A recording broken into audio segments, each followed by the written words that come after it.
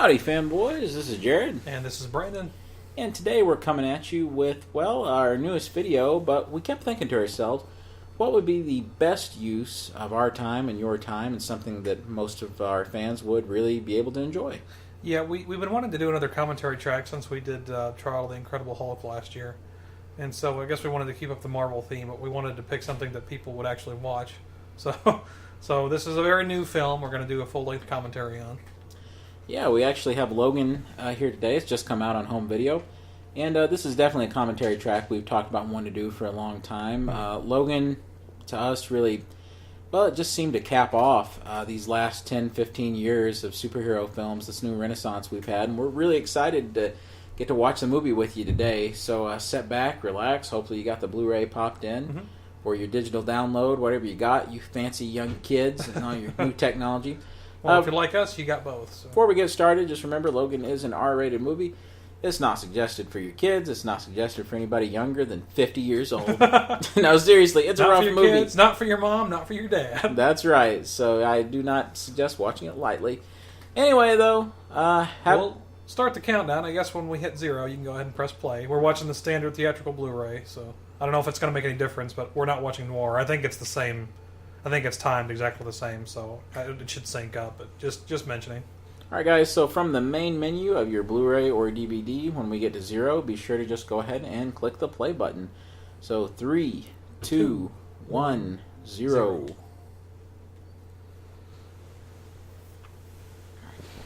FBI anti-piracy warning. What if we record the audio of the anti-piracy warning? Is that okay? Absolutely, it's fine. Hey, the movie is rated R. Well, what do you know? And for brief nudity. It is pretty brief, though. You know, to be fair. I gotta say, ever since the announcement come about there being a Wolverine 2, I held out hope that they could fix some of the horrible mistakes in X-Men Origins Wolverine. That movie was a disaster, of course. Yeah. I was delighted when they announced James Mangold would be directing The Wolverine. Well, for anybody who doesn't know, and I imagine if you're listening to two nerds do a commentary on Logan, that you probably are aware of it, but of course, I'm drawing a blank now. I just had his name on my mind. The wrestler, Darren Aronofsky, was going to direct Wolverine 2, which was the same basic plot from what I understand, but I think it had to do with the travel. He decided not to. I was never convinced he was going to do it for sure anyway, but he dropped out, and so Fox was scrambling to find somebody, and they wound up settling on Mangold, which, as Jared said, was really thrilling. You know, I was even more excited when I heard he was going to get to do a third one. So this is the culmination of Mangold's vision for Wolverine. It's certainly very different than the Wolverine. Yeah, as much or more different than the Wolverine as the Wolverine is to X-Men Origins. But yeah, we've been a big fan of Mangold since we hit on Copland, and we're huge Lifetime Stallone fans. So man, I absolutely love how this movie opens because I don't know. I think it's awfully important to have this opening scene, even though it doesn't necessarily advance the plot or anything. It really sets up just how broken down Logan is at this point. Guys, those are chrome-plated lugs. You're gonna strip them. Plenty flakes up. I don't know if it's intentional, but there's a scene a lot like this in the Wolverine, where Wolverine sort of he almost breaks character and has to be really serious and explain something. You remember when he talks to the guys about tracking down the bear in the bar? It's exactly. The exact same. He has the same delivery here. Well, Hugh Jackman is really good at being a wise guy. Yeah. So that's a really important quality for Wolverine in general.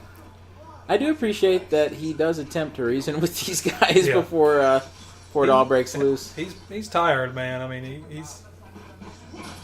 he's not Wolverine looking for a fight anymore. He's there to answer for it if it comes around. Man, the absolute ruthlessness of this fight makes anything that was in the Wolverine or Origins just look like a kid's movie. Yeah, so tame.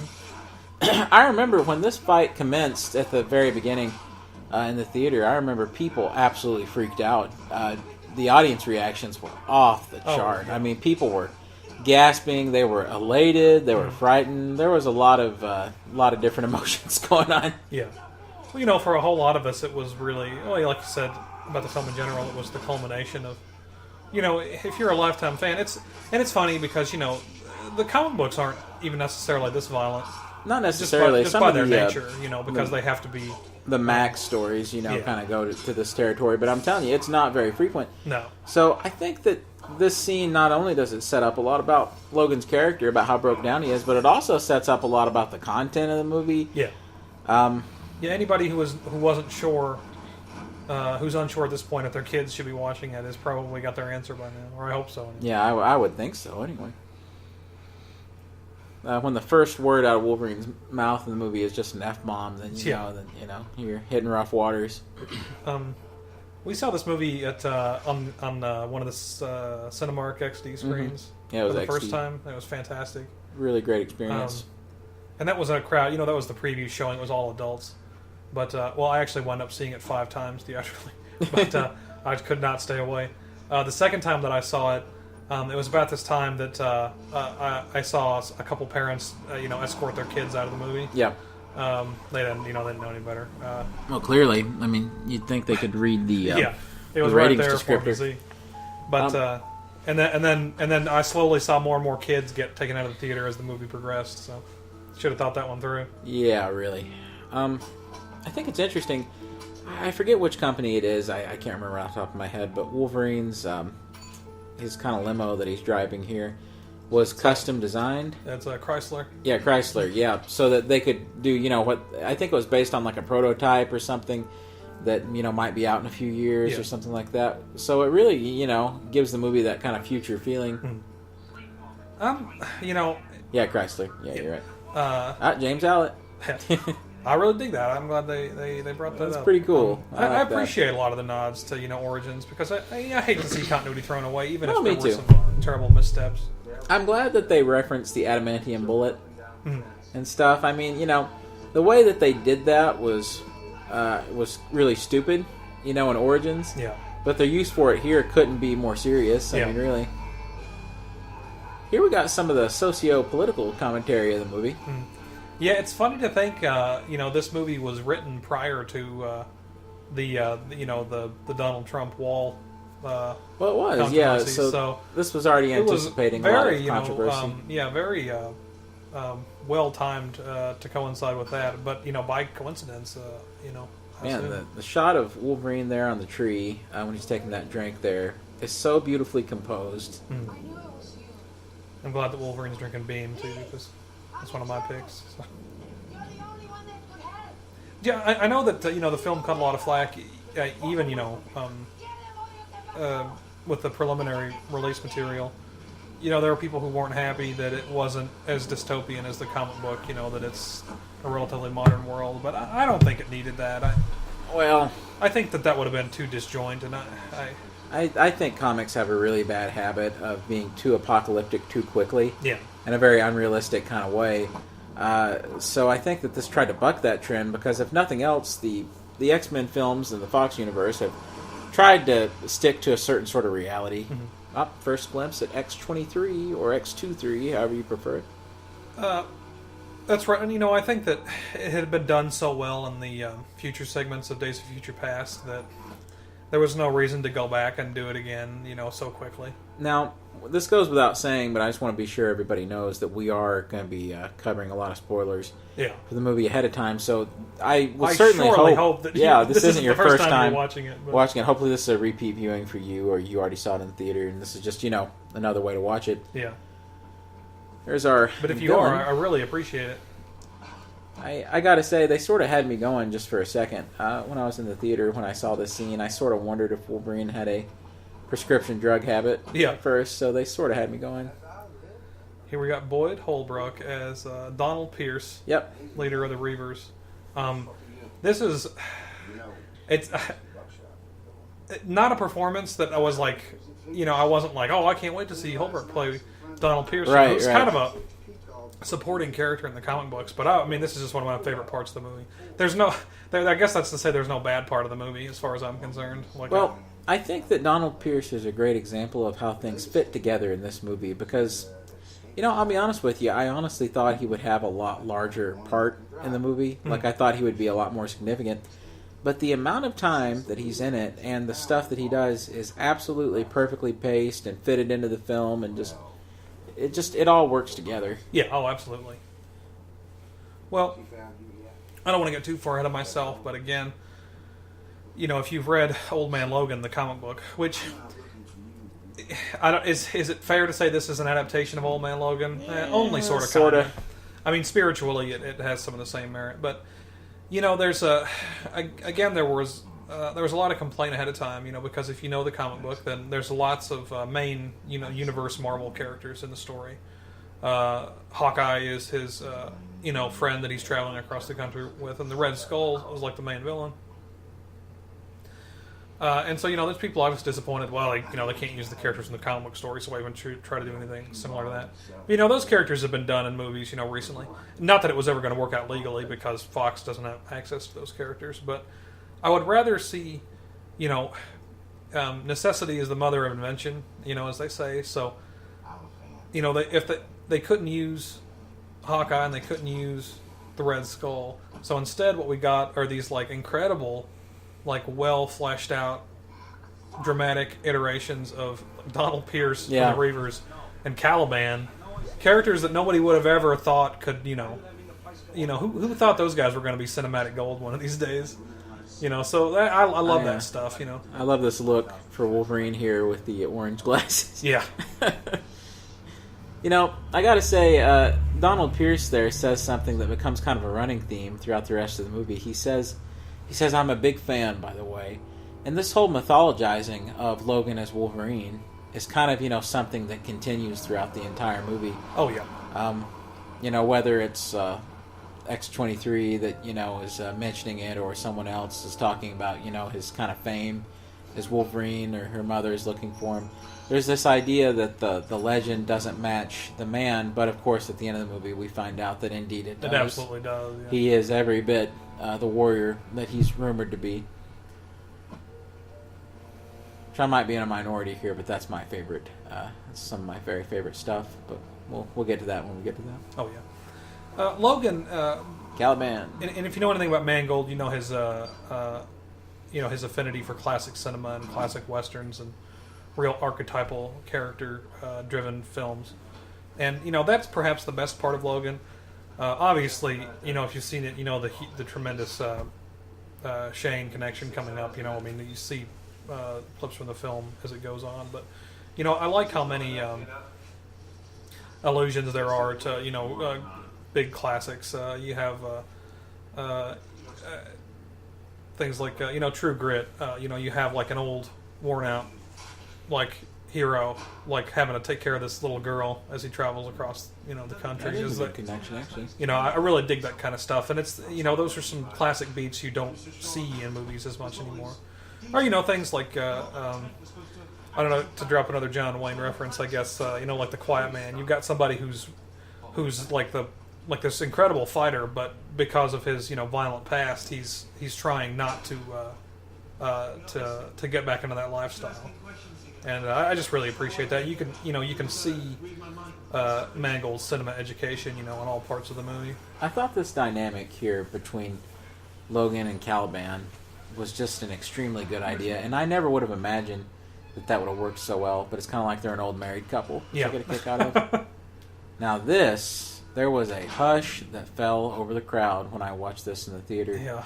I don't think people were ready for just how pitiful Professor Xavier had become. And just the absolute power behind this performance with Patrick Stewart. I mean, and it's he's going back and forth between just absolutely tragic stuff, and then he's talking about Taco Bell, and it's really well written. Yeah. Although some of it was probably improvised, honestly. Oh, I would say. Well, if you had an actor as great as Patrick Stewart. One of our greatest living performers today. Without a doubt. Oh my goodness, there's the Taco Bell joke. You don't know whether to laugh or cry. Yeah. You can, after you've seen it 2 or 3 times, you can start laughing, What I love is their decision, and they've talked about this a lot in interviews recently, is to start the movie like this and not really explain anything about how Wolverine and Professor X ended up here. because you don't really need it. You just No. know that they're in this situation, and it kind of creates that mystery. Of course, we find out later in the movie the solution to that mystery and what actually happened, put them in this situation. But man, the lead up to it is incredible. Yeah. Well, it's like a lot of examples in movie history. Maybe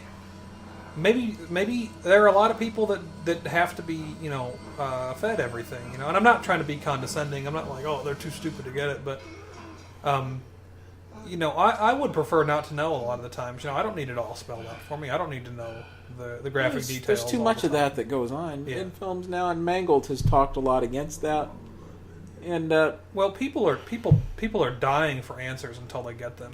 That's right. The Star Wars prequels are probably the biggest example of that. Highlander 2. Response. Highlander 2.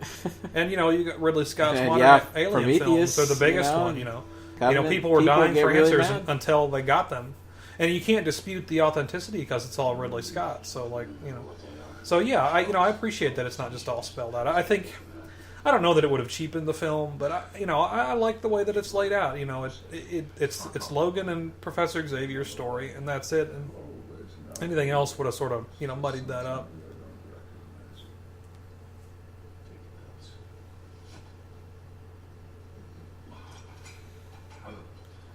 I think you have two performers like this at this level going at 110%. Yeah. And what you get, I don't know, man. It's just magic. I remember the initial rumors about this movie, and this was one of the very first rumors, is Professor Xavier would play a substantial role in the movie. Yeah, which I never even thought about that as a possibility, honestly, for a third Wolverine movie. Yeah, nobody saw that coming, really. And what a delight. But it makes perfect sense, when you think about it, because it's a. I absolutely love that Statue of Liberty reference right there to the first X-Men film. I feel like that first X-Men movie doesn't get canonized often enough, quite as much like as all the other everything ones, else. but it's important that they acknowledge it. Go ahead. I'm sorry though.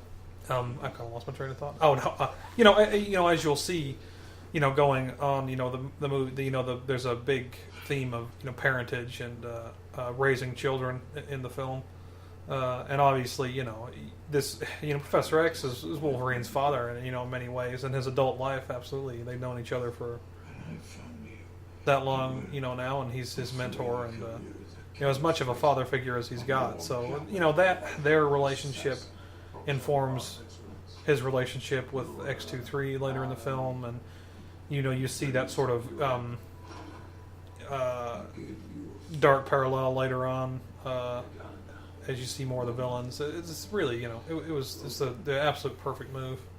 Now, this stuff here at the beginning, where Professor Xavier is basically just telling him off and telling him, how he was just such a disappointment, such a loser. It's interesting because Xavier goes back and forth between, reminding Wolverine about everything that's wrong with him, and then also reminding him of everything that's like the very best parts of himself. Yeah, and it's sort of like. In his madness, he's echoing all of Logan's own thoughts about himself. So it's sort of like a mirror. Reference to the Wolverine there, the one and only, of the sword hanging up there. I guess there's a little piece of everything. I feel like they reference every, single film as it goes through, at least in some way. It's something so painful about watching that. Yeah.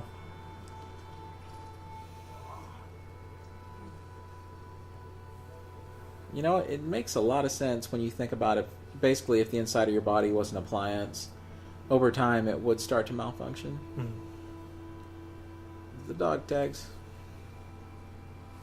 There's going to be a lot of us just staying quiet for a moment to absorb some of this, folks.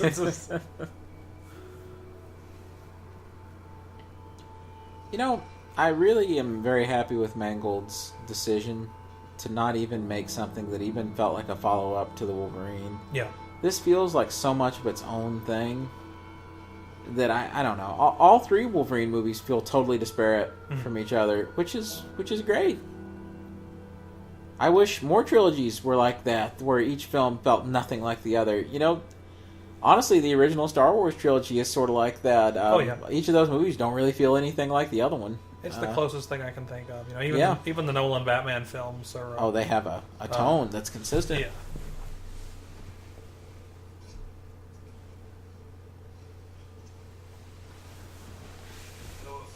Some of that great married couple stuff. Yeah. Did you ever hear Mangold's explanation for you know, how Caliban appears in Apocalypse and then again in this movie? Yeah. Yeah, I don't care. I mean, I could care less. Well, apparently, as he was saying, which I was going to mention this earlier, you know, if any of you all have watched X-Men Apocalypse, which I'm pretty certain most of you have if you're listening to this, yeah. and you know that Caliban is in the movie. He's Psylocke's boss in the movie, played by a different actor, portrayed completely differently. And it turned out it was just a wire crossing moment between the movies. They were sort of being, you know, written and kind of filmed sort of simultaneously. This was being written as that one was in production, and that was the first time that they knew that they were going to be using the character too. But man, what's the odds that like two different X-Men movies would use Caliban at the same time? I mean, really, Caliban? Guys, I'll just go ahead and tell you this is the better interpretation of Caliban right here. This is much better. To put it mildly. Not that it's even fair to compare them. I mean, Caliban was just a bit character in Apocalypse. Well, you know, I don't want to be I don't want to be one of those guys. Well, if you look at the you know, but you know, if you're that like disturbed by it, you could tell yourself that like Caliban is his surname, like his last name, and this is like that Caliban's grandson or something like in the future. Well, I don't have a problem with just saying that Caliban continues to look kind of young. Yeah. As time goes on, because I mean his skin but is I guess already. Did he get killed in Apocalypse? Did Apocalypse kill him? I didn't think so, but maybe he did. I can't remember. I don't know. I haven't watched it since I saw it in the theater. I loved it. I really did. Oh yeah. I cannot remember Caliban's fate though. Yeah. I don't know. Like, it doesn't. I don't care if there's no explanation for it. Look, the last thing in the world Fox has ever worried about is continuity between the X-Men movies, and that's the truth. The one time that they went to the trouble to fix it all, they pretty well undid all of it with this movie and then something else. So. On the inside, you're sick. I can smell it. I like how we get a little bit more of Wolverine's Here it comes, job. folks. Get ready to pause that Blu-ray. But we do get more of Logan's job here and the ups and downs of his career. It's the only time Logan smiles in the movie. Yep. Here he was an extra on the set of Bridesmaids, so he had a good time. Hopefully they tipped him well. I love it. Oh man, the reading glasses. That might be my favorite with look the tag. for Wolverine. There we go.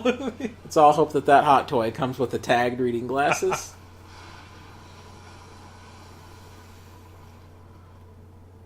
The design of his limo sort of reminds me of an animated series Batmobile. It really does. Reason. Yeah, I had not thought about that, but you're absolutely right. It really does. The It's grill got that in front, look to it. I kind of want this limo.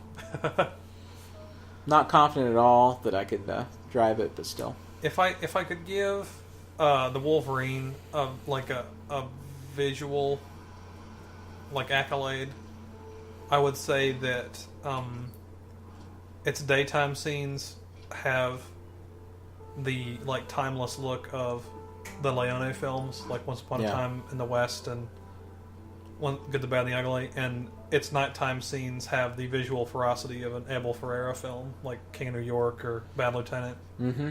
I mean, which is like, as far as I'm concerned, like cinematically, you couldn't get much better than that. So for Logan, yeah. I don't want to know your name, lady. There are men after us. We need to get out of here. Go north. This lady, anytime they need an Hispanic lady in anything now, she is the go-to character actress. Who else does she play? I don't know. She's been in a bunch of stuff now. She's in Orange is the New Black. She plays one of the main characters. She's Fear the Walking Dead. She was in the first couple seasons. Right. So I mean, she is great though. It's no wonder she gets all this stuff. She always plays a nurse. Even in this movie, she's a nurse. Maybe that's what she's done in real life. Perhaps. I told you fangirls. Oh my goodness.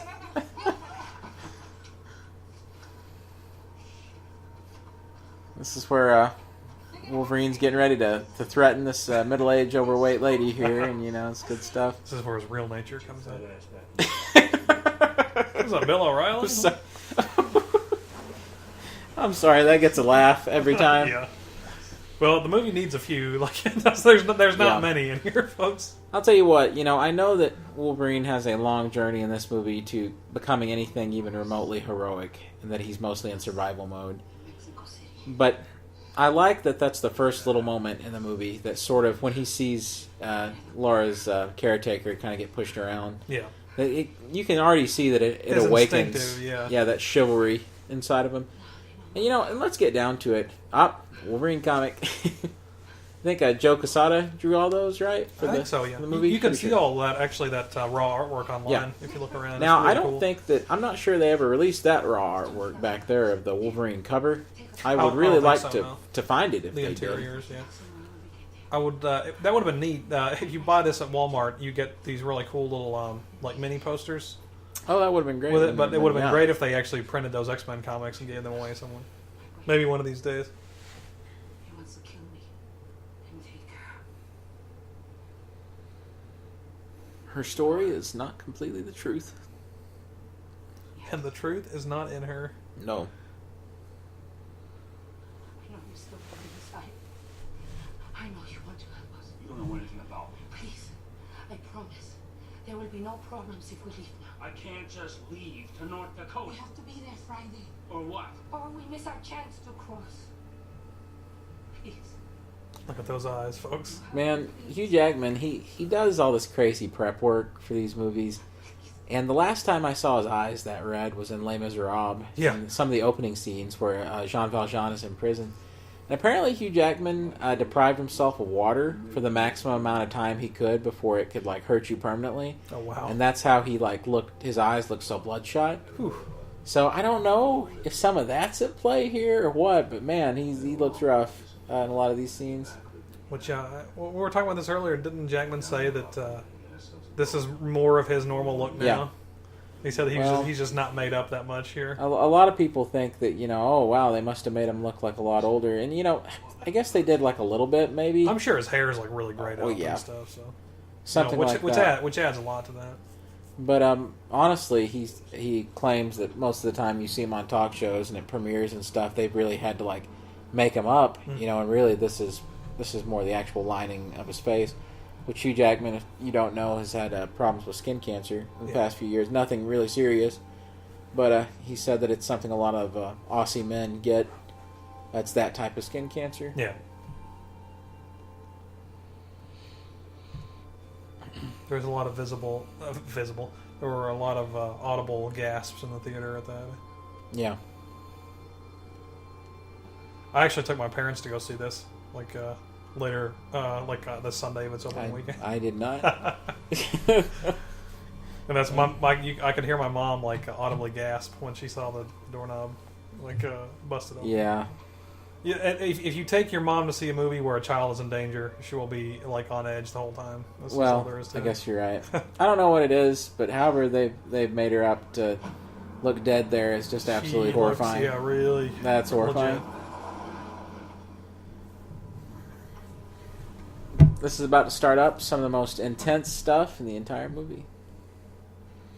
Man, Caliban's get up that they have him in, it's what a great look. Yeah. He looks like an extra in an old Western. Yeah. Sergio Leone Western.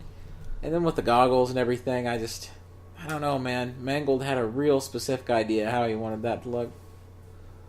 Of course, Mangold directed one of the best westerns of the last 10, 15 years, the remake of 310 to Yuma. 310 to Yuma. You can see a lot of that, in here definitely. I don't know what Mangold's got on his plate, next, but he's probably in a position to write any check that he wants in Hollywood. So Well, Marvel Studios is probably going to come begging him to direct, I don't know, Captain America 8 or something. no, I'm sure, yeah, they'll be. Good luck to them because Mangold will never be able to do what he wants to in that sort of environment. Which I love those Marvel movies, but guys, this movie couldn't have been made at Marvel Studios. So I don't know, it's do you want an incredible Fox Marvel movie and then maybe a couple of okay ones, then another incredible one? Or do you want a whole bunch of, Marvel Studios movies that are all really, really, really good with an incredible one every fourth one or something? I don't know, it's the lines are really starting to blur between which one is preferable. Well, we said from pretty early on in the pantheon of Marvel Studios films that if they do everything they want to do, they don't have time or room for the X-Men. That's the God's honest truth. Like they have trouble juggling what they have right now. So I think Feige really, really wanted Spider-Man. yeah, Like always, and I don't blame him. and that makes much more sense. But X-Men, I mean, I honestly think the man isn't that interested. No. Same way he's not interested in Daredevil. He's not interested in Punisher. He wants to do the main Marvel heroes. Well, he'd sure be trying a lot harder, to get the X-Men if he was that interested. I honestly think Fox is way more interested in joining up with the Marvel Universe than Feige is interested in them joining up. Oh yeah, And that's the truth. I absolutely love the gold tooth that Donald Pierce has here. It's hilarious. What's great is he's basically just playing a Western villain creepo. Yeah. Like that would be in any old Western. actually, this character reminds me a lot of if you've seen Mangold's 310 to Yuma.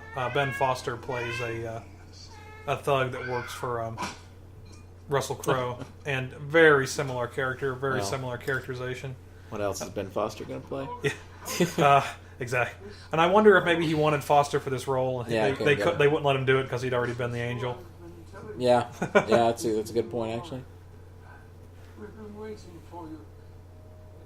Hemos estando... I really like this scene because Professor Xavier sort of snaps back to himself. It's okay. Yeah. Being in proximity to another mutant for the first time in a long time. And a kid. Yeah.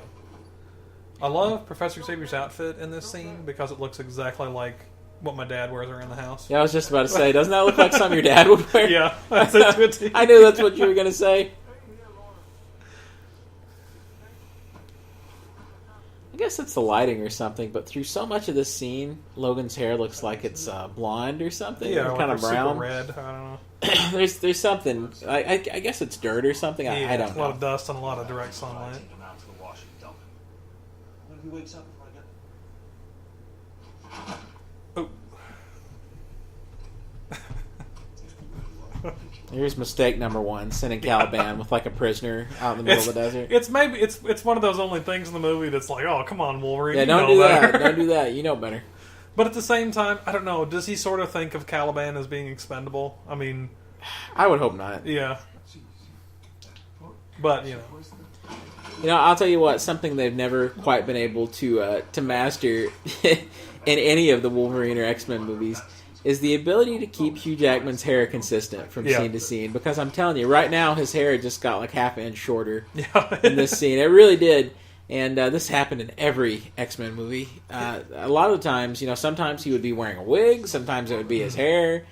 X-Men 2 is the absolute worst for that. Oh yeah, he had grown his hair out for real for Van Helsing, right? Yes, he still had his extensions in from Van Helsing. Oh, okay. And they couldn't take him out because he was in the middle of filming, and he went to go do pickups for X2. And they had to hide it under this god awful wig. Looks like a cat sitting on top of his head. One of the things that I dig about this movie, one of the many things, there's not much I don't dig about it, practically nothing, but I like all these brand names. Like, as you're watching it, you'll see they're in a convenience store later, and you just saw cornflakes, and I'm like, I'm glad to know that 15 years in the future that we'll still have Pringles. Yeah, just little stupid stuff like that. Here's the thing: is I sort of look at the Days of Future Past, future. That's like the end of civilization. That's the end of the world. Yeah. But really, this future is more the end of mutants. Yeah. And kind of a pitiable situation for mutants. Well, there certainly has been some collab. This and I don't know. There's maybe a little parallel there with Hugh Jackman's Australian nationality, but this is the exact same kind of near future that we see in the original Mad Max. Yeah, I agree. Things aren't like terrible Right, yet. but things There's are getting still there. a little bit of law and order, but there's definitely. Well, okay, let's get into some nerd theorizing right now. I personally, and I've talked to you about this before, I personally do not believe that this is the canonical future of the X-Men universe. Because if it is, I mean, you've set yourself an endpoint for all the X-Men, you've set yourself an endpoint for Professor X and Wolverine, and you just can't do that. You can't box yourself in like that, especially by 2029 when we're still making X-Men movies. Yeah, you know, exactly. You Yeah, can't do realistically, that. they're still going to be. Yeah, they're So still going to be being made. I personally believe, and this is my personal belief on it, that if the X-Men movies had went on with the Wolverine and Origins and everything, with no discernible changes from the time-altering stuff in Days of Future Past, that this is the future that would have happened without if Days of Future Past hadn't occurred. Yeah. Like that this is, the future of all the X-Men movies and all that, but Days of Future Past wipes this out from being possible. Now that's if the Sentinels hadn't been created. Like, let's say if Wolverine on his time-hopping mission in Days of Future Past, let's say the only thing he succeeded at was keeping Trask from was just keeping Trask from creating the Sentinels, and nothing else was changed. Then this is what this would be. Yeah. But if you're asking me, do I think this is the future of like the end of Days of Future Past when he wakes up and everything's okay? No, I don't think so. I really don't. And if it was, it would be a little heartbreaking, honestly, after everything it went through.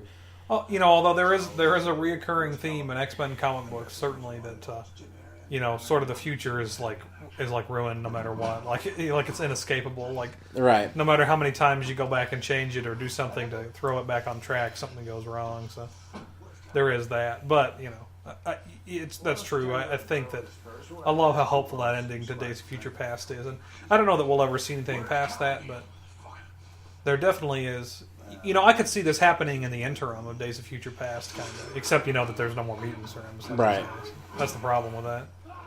I don't know. Just like Days of Future Past, I see this as another possible future. Yeah. Something that could happen in the X-Men universe. But people, the truth is that eventually they're going to have to find a new Wolverine, and you don't want this to be like this predestined endpoint for the character. Yeah. That's just how I feel. I don't know. I'm sure there's different feelings about it out there. There's some people that probably just hope that this is it. Yeah. Guys, I don't want Wolverine to get killed. All right, like we don't want our characters, our fictional heroes get killed. But hey, if he's got to go out, this is the finest way imaginable. Yeah. And I guess the real truth is I don't care. I don't care. The movie's so good, I don't care about the continuity. Like, right? Call it a one shot or call it a what if. Marvel Comics is full of that kind of stuff. Well, if this was the last X-Men movie ever made, I'd be fine with that. Yeah, exactly. I'm not saying I don't want any more, because I do. I want as many more as they can make reasonably and keep the quality up. Yeah. But I'm telling you, this is in my opinion, as good as it gets. Guys, I'm just going to go ahead and tell you, there's never going to be an X-Men movie better than this. No. Ever. Mm-mm. So I that's a good thing and a bad thing. Yeah. So Pierce is the only named Reaver from the comic books that we see in the movie, yeah. But I think this guy who comes in with the handcuffs, I think he's credited as Mohawk, but to me, I think of him as being like a movie version of Bonebreaker. I totally agree. On the tank treads. I totally agree. Yeah, that's exactly what I thought when I saw him in the theater. Google that if you don't know who we're talking about. He's made an appearance in some of the arcade games. Yeah. Is he the first boss in the Punisher? Yeah, I think he is. Yeah, in the old Punisher sure arcade. And I think he shows up maybe in the X-Men arcade, too. I believe so. I think there's like multiple Bonebreakers in one of the stages. Yeah, I think so. So, to me, he's definitely that. Yeah. And oh my lord, this is one of the most realistic severed heads, that I've seen in the movie. This is... The eye even kind of floats around back there. What a terrific introduction for this character. The great part is, like, I of course, seeing the movie that many times, there were people who had no idea what was going on with this character. Yeah. I mean, not only... I mean, it wasn't the trailers, but, if you're an X-Men fan, you know what's going on, from the word go. It's not going to be a tremendous surprise to you. But there are people who really had no idea. When they see those claws come out, they're like... That's a shock, yeah. And, it's handled so well. Mm-hmm. And, these movies are made for everyone to enjoy. Oh, yeah. So, Daphne Keane here, man, this young actress that's playing Laura, X-23. I really hope she doesn't follow the path of a lot of, like, child actors. But I don't know. If she can, maintain this kind of intensity, she has an incredible future ahead of her. Yeah. I mean, she was a revelation to people that saw this movie. Even if X-23 hadn't been in the movie, it still would have been a great movie. But I'm telling you, man, she really pushes it over the edge. Well, that's the kind of element, I'm not... I hate to be dismissive, but, a lot of performances from child actors just are not very good. You'll see some later in the movie that aren't very good. So it's something I was reserved about, and in the well, this is a character that originated in the X-Men Evolution cartoon. That's right. And this is an older character in those cartoons and in the comic books. So I was a little like... I was really nervous about it when which I trusted Mangold implicitly. Oh, yeah. Now that is, to me, about the roughest thing in this movie. Yeah. Like, it's just shocking to see that. I couldn't believe they were taking it that far when I saw it. I get the biggest, rush out of, Wolverine. Like, this is him kicking back into superhero mode, when he knows he has to, save this kid. This whole scene, to me, and I say this without hyperbole, is basically a perfect action scene. Mm-hmm. And it goes way beyond anything Mangold was able to accomplish with the Wolverine.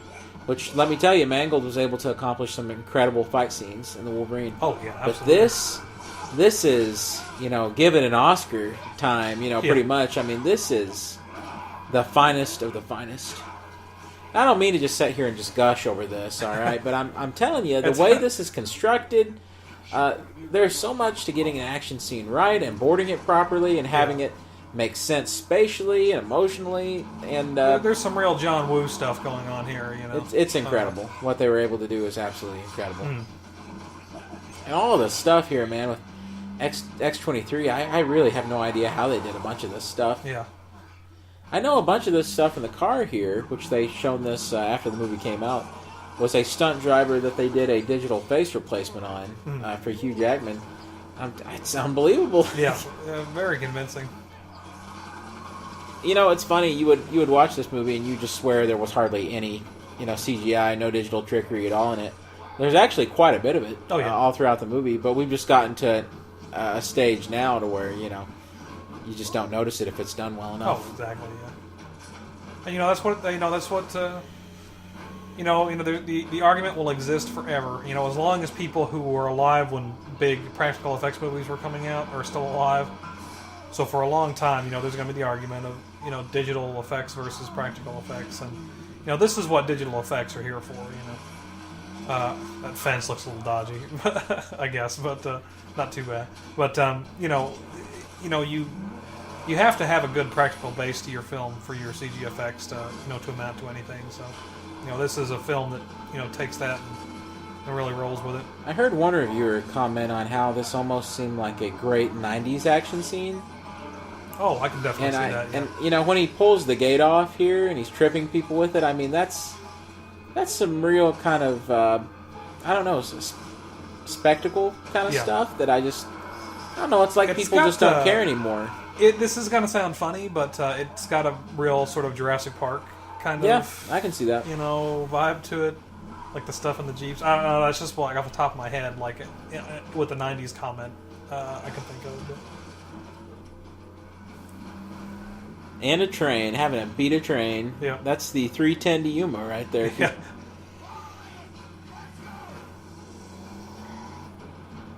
They had really saved a lot of this stuff. And it wasn't in the advertisements or anything, so I was really happy to see how much stuff I hadn't seen from this action scene. Yeah.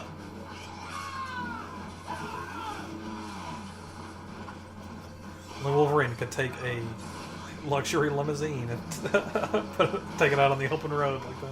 That was one of those shots back there where he made Impact, where they had digitally replaced his head with Hugh Jackman, and I'm telling you, it just looks great. Even knowing how they did it now is... timing, perfect. That didn't work out so well for the Power Rangers later in March, did it? No, it didn't. It didn't. They tried the same thing. They had just seen Wolverine do it. They thought they could do it too. That's where Billy got the idea. They also saw from. Wolverine make a lot of money and get good reviews, and they tried to do that, and that didn't work out either. Yeah. I really liked that Power Rangers movie. I did too. It's funny because actually the last time that I saw Logan at the towards the end of its release was I saw it at the drive-in on double bill with Power Rangers, and I was just like, it dawned on me. I was like, wow, if I could go back in time 20 some years and tell little Brandon, like Fox Kids junkie number one, that he'd still be going to see like Wolverine and the Power Rangers, movies, 25 been years from thrilled. now. I mean, I wouldn't have believed him. When you think about it, though, those people who are now like 30, like us, that's the audience. Those are the people buying movie tickets right now. Exactly, So it's really no surprise that they are catering to that group. And yes, Caliban is still alive. Surprise, surprise.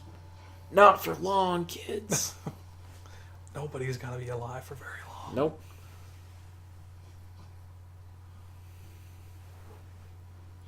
I read about you when I was a kid. In the comic books. I believe you're thinking of someone else.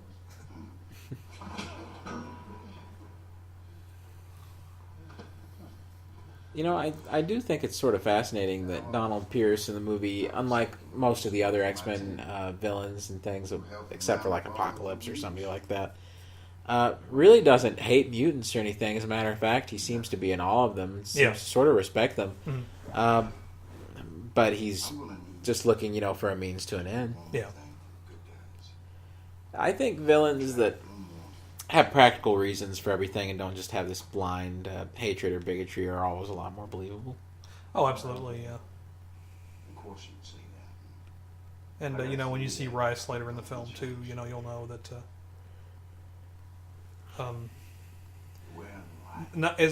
it's a practical reason that's completely believable, but also, like, so sinister and so, disgusting, Yeah. Breeding out a population to make money off of Right. regenerating them. Just a means to an end. Yeah. So just double. You can create a realistic set of motivation for these villain characters, but make it completely believable and make it like despicable too. We can't have things with Patty's running around hurting people, can we? We need to get her off the board before she hurts anybody else. Someone you care about, maybe. If the kids were still there in the theater, people, they are gone by now. I hope so. Jeez. I don't know. I just imagine there was a lot of kids that saw the movie and it was totally okay with the parents and totally okay. I just don't know. I'd say it's a big no. I don't know. I don't want to get The into reading glasses, they're back. I don't want to get into too big of a socio, political argument here or anything, but I can remember. I was watching movies like Aliens, the RoboCop, and stuff when I was a kid. When I was too young to be watching them. Movies that I would not let young kids watch. If it were up to me now, and I'm not like throwing my parents under the bus or anything. Because it was one of those things. I'm glad that I did because I got exposed to all those things that I still really love, at an early age. But in general, I do feel like, and I don't know if which informs the other, but I do feel like things are getting more across the board, a little more content heavy, for kind of mainstream projects like this.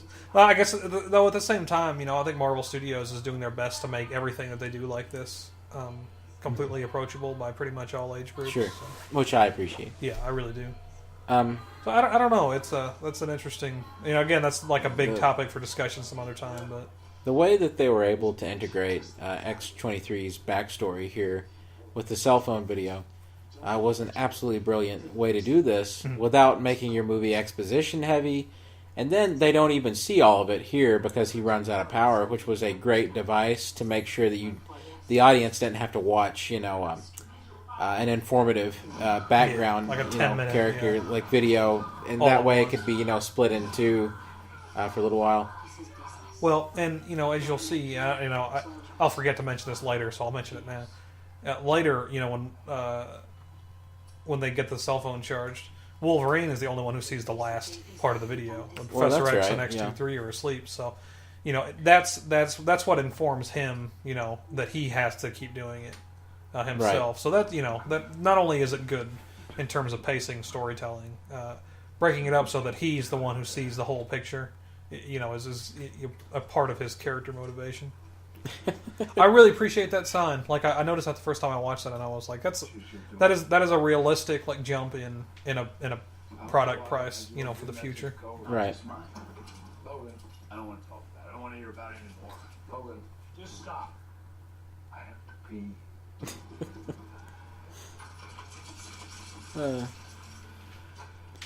I think this is why people love the X-23 character, is because, I don't know, it's like if you had a really moody kid who just happened to have like claws and a healing ability. Yeah. I also enjoy that Wolverine is running around with this little girl who has all these blood stains on her clothes. Everybody seems to be cool with it. Nobody's saying anything about it. Everything's great. Well, hey man, it's the future. Yeah, well, you're not doing it. Oh boy, that's Trust me, I'm not lucky. Never Yeah, thought we'd see this in a movie. we can have a little bit of fun with it here, people. Pringles Is that product Pringles placement, store? Snickers still there. store? It's all good. It's all good. We got some Jim Croce playing in the background. Thank you, Jim Mangle. Appreciate that. Got our beer out of the fridge there. No, Foster's Australian for beer.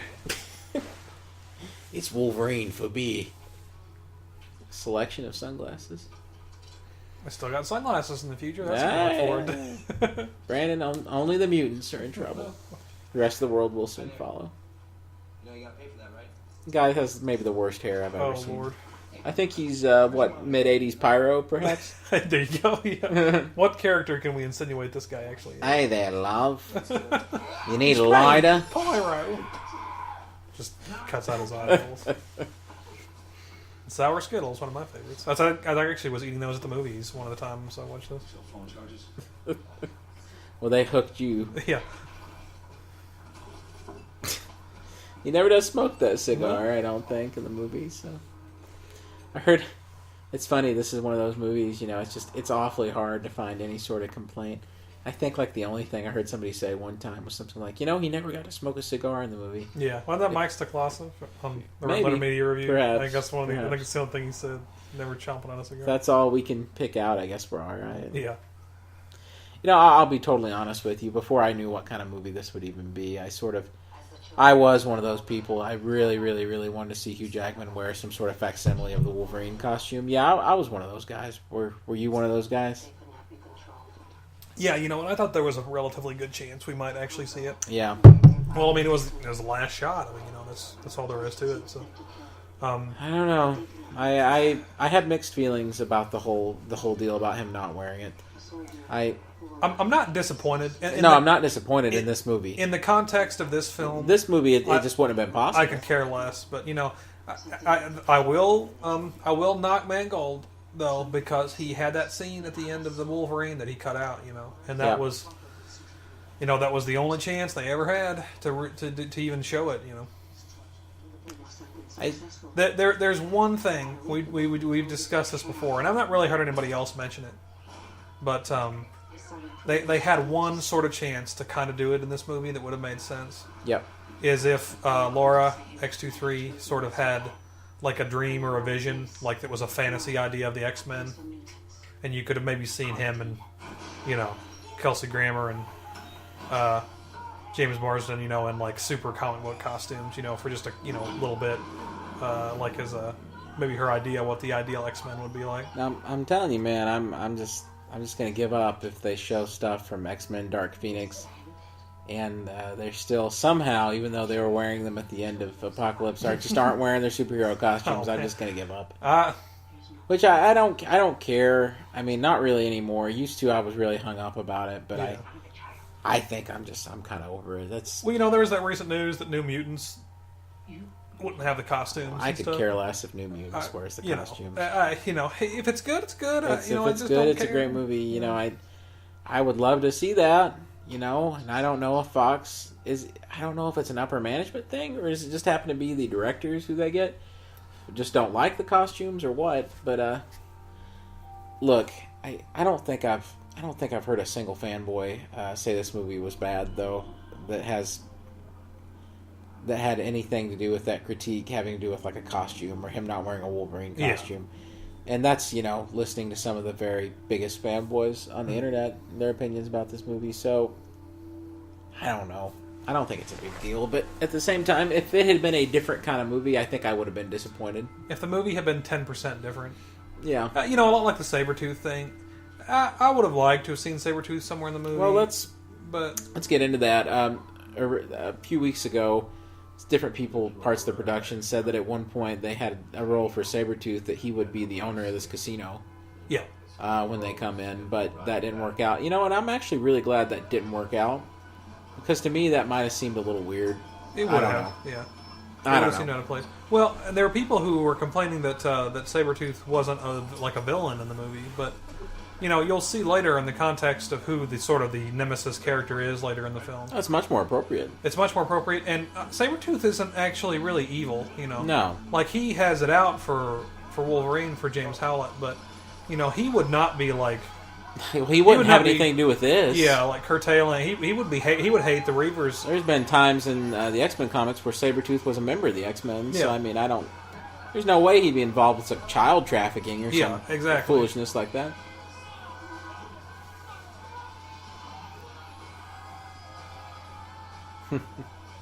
I like this foreshadowing here. Some good stuff.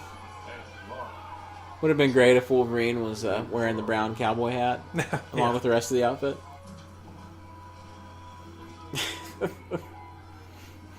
Professor X buys like a complete ladies' dress, like ensemble. Look at this, Logan. A sequin wedding. I'm gown. beautiful. Let's go get married in the chapel. Oh, it'll be lovely. An Elvis impersonator. By Lane Smith, dressed up as Elvis. Wolverine's got his short hair in this scene Yeah, again. Back to the short hair. The spikes. Yep.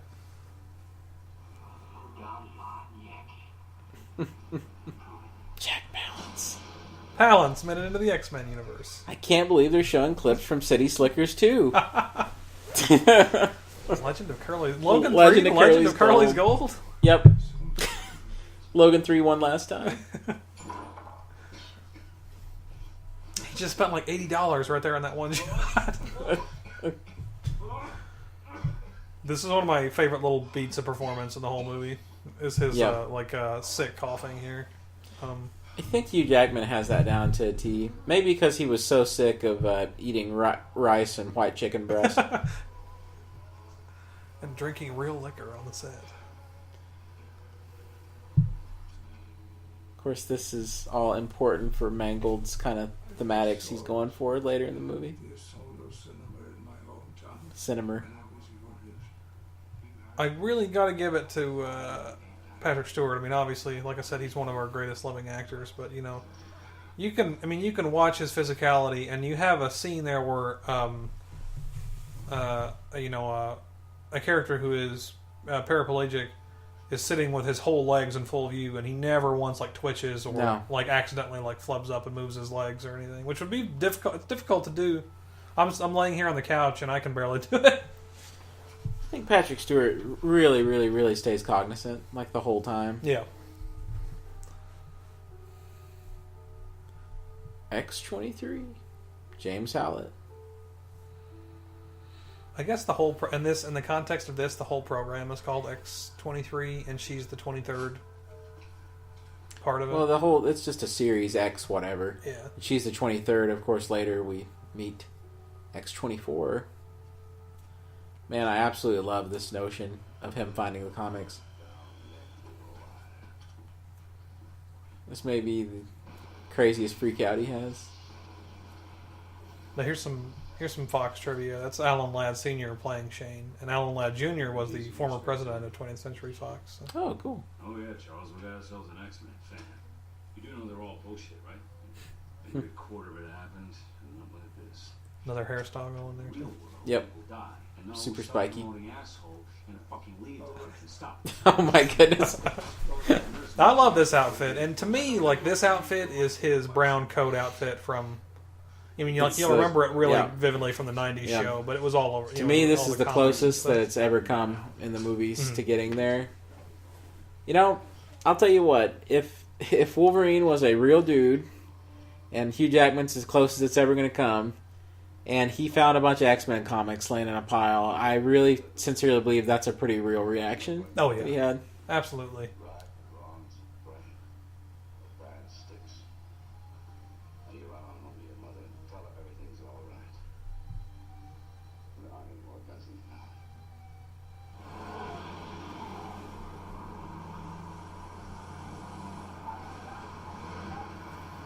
Ford Stop for a is tray doing of nachos and a six-pack.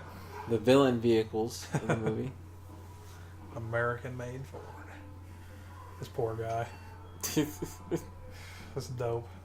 Who's the majority of the audience for the movie? Too. That's right. Like, he's the this realistic guy character. represents them. Like, everybody wants to think that'd be Wolverine, but no, No, we'd they're all that actually guy. just be this guy. You're that guy. I'd be lucky to be Caliban in this situation. Oh boy. I don't know. I might be the black dude that Wolverine meets in the house. Yeah, That's there you go. I'm the black dude. Yeah. And I didn't make it. Nobody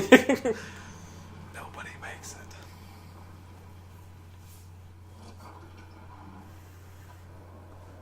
I do love that they keep progressing the damage Yeah. of the limo as he trades it out here.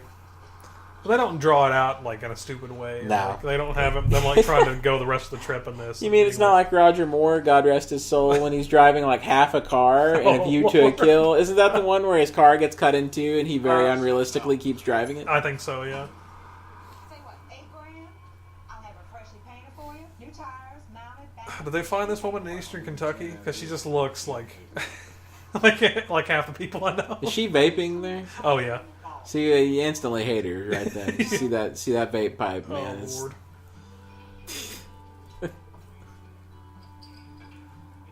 Then we have a 30-minute prolonged sequence of Hugh Jackman dancing around with Thor at honky tonks. I'll tell you what, I love these outfits that Quesada designed here for the X-Men. Yeah. Eden or the end? You know, I'm telling you, I know I kind of philosophize about the comics and what they mean about this mythological like look at the X-Men and look at Wolverine throughout the movie, but that he finds the address is in the comic, and some people think that Wolverine is this great hero, and they've made they fictionalized the X-Men. Eden sort of represents any kind of hope in the movie for anything good. And it being in the comic is sort of symbolic in the exact same way that everybody doubts if it's real, just like Wolverine doesn't think that anything like that happened with the X-Men or anything. But it keeps getting back to this theme of faith in the movie about do you believe in it or do you not? Well, there was some talk shortly before the the release of the film that I can't remember who it was. It was one of the producers or something. But there was some buzz that that it wouldn't even really be in continuity with anything. That it would just be, a completely standalone project that would, sort of vaguely reference other things. I don't think that's necessarily true, but is it kind of even the events in the movie? Are they like not? Or is it even like more fictionalized than that? I don't know. Again, it doesn't really matter. It's this film. Not just in its self-contained story nature, but I'll tell you what, we are getting into a movie that's so good that it doesn't even the continuity and everything else really starts to just fall away. Yeah, that it really sort of doesn't matter. They could have referenced that Wolverine used to be able to fly at one point in the movie, and it probably would have still been just as great. Yeah. What we're getting into here may be the most inventive action scene in the entire movie. I was really impressed by this. I don't know, man. They really pushed the boundaries of what an action scene could be with this.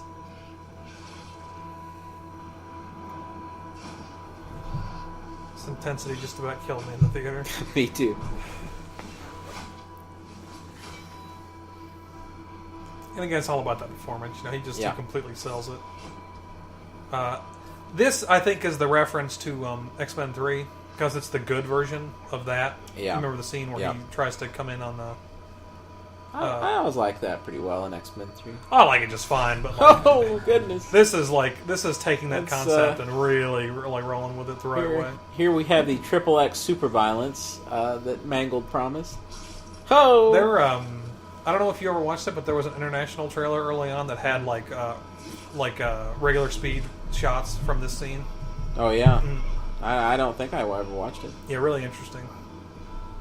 It's something like Professor Xavier, getting senile and a mutant with, telekinesis. having like mental problems as he got older just never even occurred to me as like an idea. Me neither.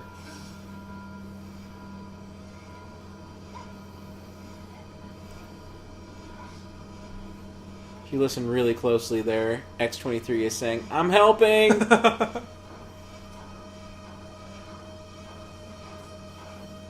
a needle full of heroin, as it turns out.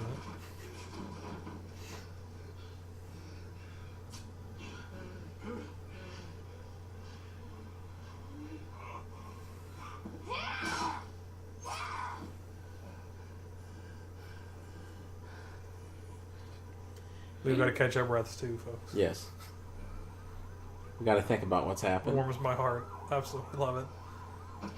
Now, I'm going to say this movie really doesn't slow down much until right before the very final action scene. There's some slowness a little bit there. But I think that's supposed to be a contemplative like little section of the movie. Anyway. It is, and it works, I think. Yeah.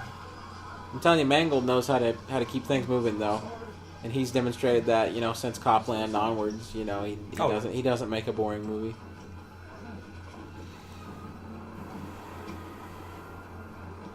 Here, I just want Wolverine to shout, "Get in the truck," which is a running gag joke that me and Brandon have had for years now. Get in the truck. Get in the truck. Which you'll know if you're familiar with Mangold. He also directed Walk the Line, which is undoubtedly where the use of the Johnny Cash songs in both the trailer and the ending credits of this movie comes from. I heard people gushing over Walk the Line just a few days ago. Oh, good. It's terrific. It really is. You know who plays Johnny Cash's dad in that movie? Robert Patrick. Knock it off. I said knock it off. She's a child, Logan. This is one of my absolute favorite scenes, and I like it more and more each time that I see it. It gets, like I was saying before, it gets back to that sort of family aspect of the drama. This is, and he even identifies him as his dad in just a few minutes. But this is really when you feel the father and son relationship between Wolverine and Professor X, and we've all, I think all of us within reason have had, at least a passing argument like this with a dad or a family member or something. So, it brings it home. It really just this is the realistic side of superheroism. It's not all just like big dramatic speeches and monologuing. They would really just be having spats and like shouting matches with each other about stupid stuff. Yeah, there's nothing in it. Especially since Nurse Gabrielle made all that even shit up with fucking comic books. What are you talking about? They got too close to people. Logan. Now. I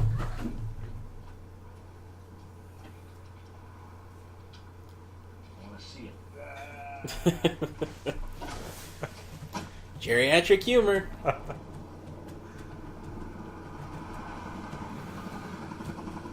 Look at that tough man right there. There's a velociraptor in that cage. Mm-hmm. There's Freddy Krueger.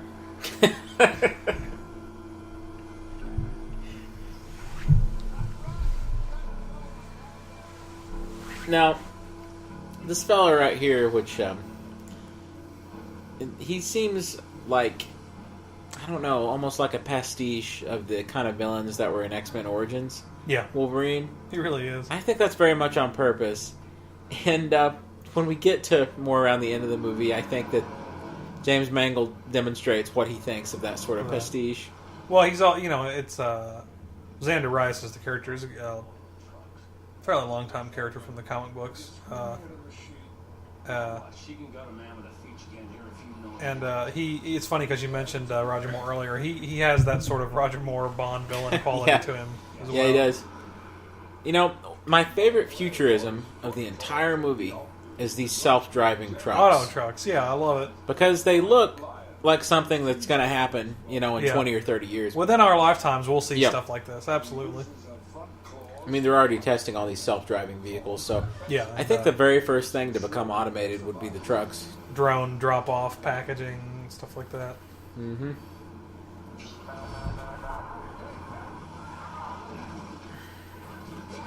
And much like those trials they've been doing with like Google's self-driving cars, they all go horribly wrong. So there you go. This is just a great little beat too. I like this. There's a real, like, legitimate, real life intensity to this. You know, if you've ever been in an automobile incident before, you know it's a pretty realistic interpretation of that. Well, nothing seems fakey about it. I feel like a lot of these types of films would have went into a full-on CGI fest of, like, you know, like silliness car, car chase. It's flipping, like, you know, 80 They would have jumped on these horses and, like, rode them down the highway. And they would have wrecked it. Yeah.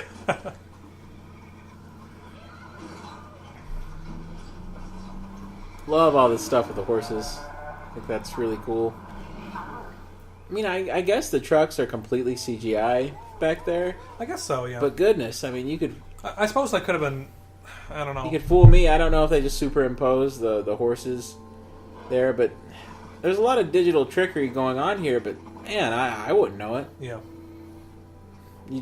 The best effects are those where you just tell yourself, well, you know, there has to be effects here. Yeah. But I wouldn't know. But I can't tell you how. I don't know how they did it.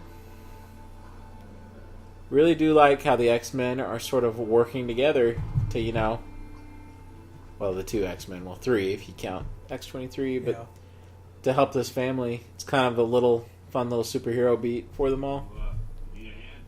But they're not, you know, like fighting a costume villain. They're just helping out, you know, a farmer and his family. Yeah. Notice that the good farmer man here, he's driving a Chevy. The villains are all in Fords, looking for our hero. Yeah. Should Ford Motor Company be notified about this? Do they realize what their vehicles are being used for? And by foreigners too. Mm-hmm. Now, I think that this couple, I feel like this is another reference to Origins. I mean, I don't know. I think other people have picked up on that too, but which I think I didn't think about that while I watched it, but then you mentioned it right afterwards. Mm-hmm. And I think that that's Wolverine's reservation because he's seen stuff like this before. Like, he knows, like, it's going to go terribly wrong. It went just as well as it did in Origins. Yeah. What's this guy's name? Richard Gant? Richard Grant. Yeah. It's his name. Richard Gant is George Washington Duke. You're right. Yeah, from Rocky 5. Only Richard Grant. I will tell you this: when I first saw an article that said something like Richard Grant, like cast, I thought just for a split second, I'm like, oh, is that Richard Gant from Rocky 5? Is he in the movie? That would have been great. Hey, he's still alive. There's still time. Richard Grant's awesome.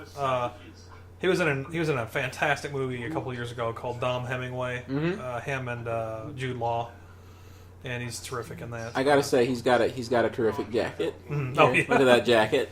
That's some 70s like safari, fake safari clothes. You've seen like pictures of guys wearing that kind of stuff. Yeah. That's exactly what it looks like. All he needs is a medallion. Like this, you could be Richard Dawson. Could be wearing this on The Feud. It'd be incredible. Richard Grant, you'll know he was one of the fake doctors in that charity special. Mm-hmm. Along with all the what's his name? Hugh Grant and was one of Mr. them. Bean, Rowan Atkinson. Rowan Atkinson. And so that's good. And then he was also he wanted to be Doctor Who so bad because he was also the other Ninth Doctor in that animated thing before the Eccleston episode started. Remember the Scream of the Shalkla or whatever? Mm-hmm. That was him too. So he would have been a terrific Doctor. Mm. Hey, there's still time for that. That's right. Although I have a feeling you will never, ever, ever see another old man play the Doctor after Peter Capaldi. I think that's over. That's as old as it's going to get. But that's something for another time. Maybe Grant could be the Master. That'd be great. I'll tell you what. I absolutely love the actor who they got to play the dad in this family. Yeah. Really, really great. I absolutely cannot believe that they killed every one of these guys later on. I'm just telling you, I didn't. If you've seen it, you know. So. The movie kept surprising me with its savagery. A lot of people cite this as one of the best scenes, if not the best scene in the movie, and I'd be inclined to agree with them in a lot of ways. Oh, I love it. Again, it brings in that realistic nature, of the storytelling. They're I'll do it. Why not? they just, I don't know, play so naturally to me, I guess. You know, I could watch a whole movie that was nothing but this stuff with Hugh Jackman and Patrick Stewart in it. Like, Yeah, exactly. like it was like I'd never have to get in a fight. Like, I could watch them just have a road trip movie where they like stop in and like meet local characters and like solve a mystery or something. There wouldn't have to be any violence in it whatsoever. They help It'd be Scooby Doo solve a mystery Yeah. in an old farm. Well, they help Matlock with a case. There you go, Ben Matlock. They'll find out.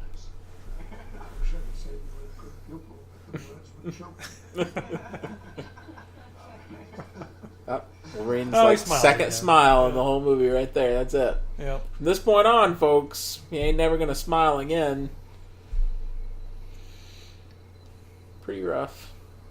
I knew something was gonna go horribly wrong. Oh, of course, yeah. But we'll get into it later. But man, I had You'll no see. idea just how bad things would get. I can't thank you enough for this. It was great, but we belong to private heaven. Mangold said that really this whole scene wasn't really fleshed out at all on this in the script, but he said they had blocked off enough time at the beginning of the shoot where they could really kind of just sit around and play around and improvise and stuff and kind of flesh all this out. Yeah. Well, it shows and it works. It's really, it's something special, you know. This is what the farm scene stuff in Age of Ultron was trying to be like. That was just awkward. And in really Age of couldn't. Ultron, I'm sorry. Yeah. It was just an awkward decision to do all that stuff.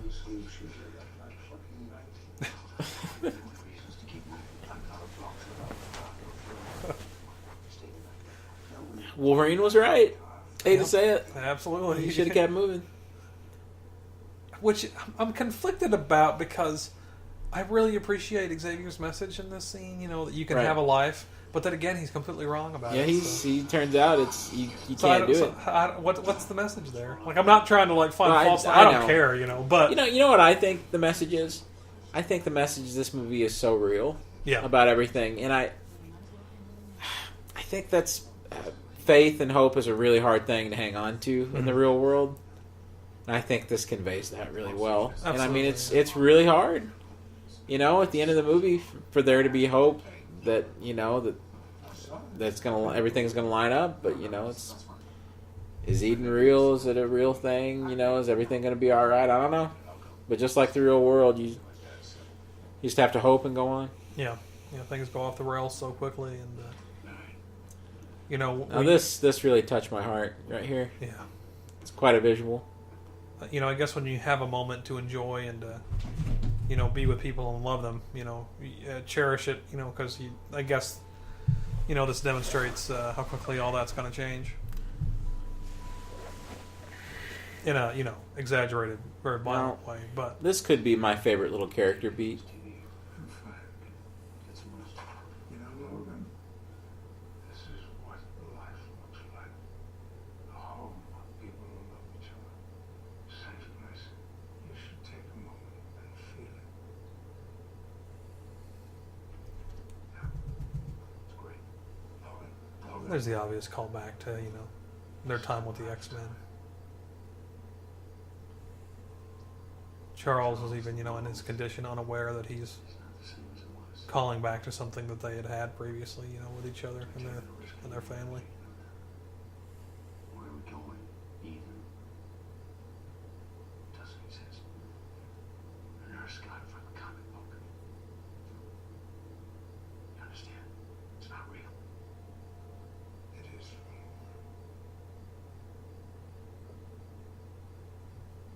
It is real. It's a rest.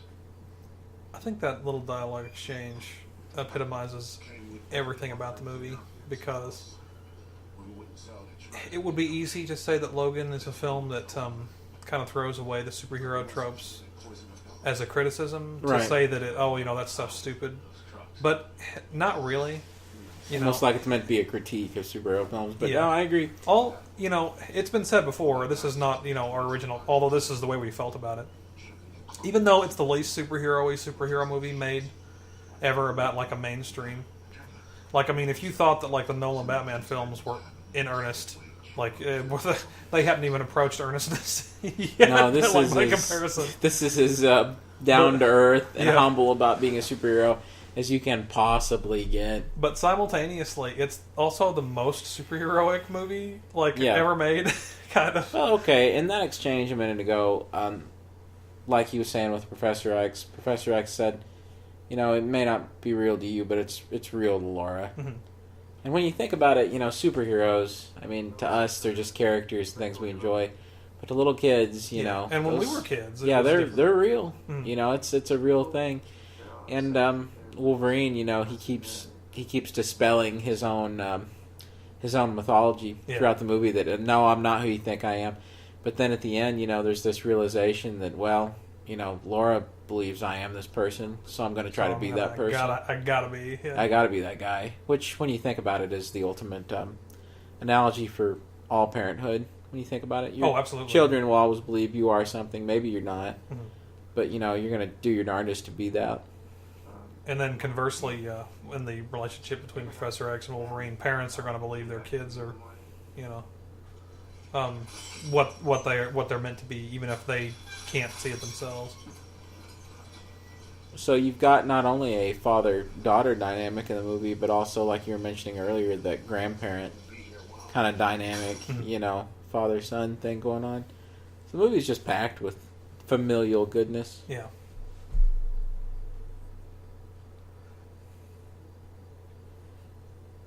I really love that the script gives time for Laura to be a kid in the movie, because I just don't Even think just a that little she'd be bit. as endearing.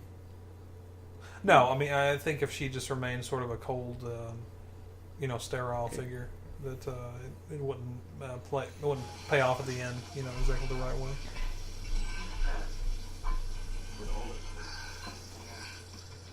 I really like all of this stuff here. Yeah. What would you not be like that? Since the beginning. Yeah, well, in a lot of ways, I envy you. You get to be naysayers, the nonsense that comes out of their mouths. But you wonder the whole point of it all. I've got to say, we know that Hugh Jackman, he's really big on physical fitness and everything. And for whatever reason, to me, Jackman is the most jacked up in this scene. Oh, yeah. For whatever reason, he must have... I don't know if they shot this, near the end of the filming schedule, when he had really, got as buffed up as he possibly could, or what. But, I mean, the dude is huge here in this whole scene. I haven't easily with the previous one. Bullshit. Previous. These are all guys I live beside. Yeah, it's like I was talking about earlier. See, I'm telling you, man, the guy is jacked up right here. I don't know if he ate an extra chicken breast that morning or what, but I mean, Ate an entire he's extra huge. chicken. Well, it plays into the nature of the scene. This is when it's very easy to come to the aid of somebody you've known for a long time, or the aid of a kid. But his superhero nature is really showing again, helping this guy that he's just met in his tough situation. One of the magical things about this movie is it sort of blurs the line between a superhero and a Western hero. Absolutely. And with Wolverine, they're sort of one and the same thing. Yeah. This young guy with the ball cap, to me, he looks so much like Bill Sadler. This could be William Looks Sadler's like his kid. son. Yeah, really. You're totally right. That does look like William Sadler. Okay, so I just want to say there's some equal representation here. The villains were in a Chevy just then. Oh, okay, yeah. You know what? You ever wonder if there's a quota that they have to hit? It can't all be if Ford puts a vehicle in your movie, it can't all be bad guy vehicles. That's how it is in Transformers, yeah, exactly. right? I was going to say Bay did those interviews, and he said that all the manufacturers want in on the movies, but they don't want their cars to be Decepticons. Yeah, they don't want to be the Decepticons. Yep. Because they think it's bad for business, Now and I completely understand that. Yeah. Now here's where our heads got blown away. This may be the most beautiful thing Professor X says in the movie. Oh, yes.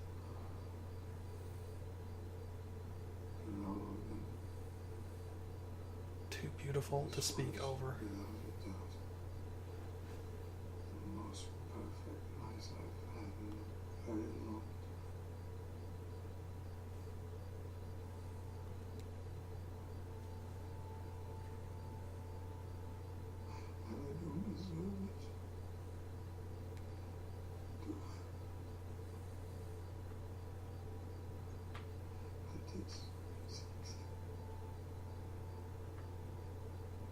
something unspeakable.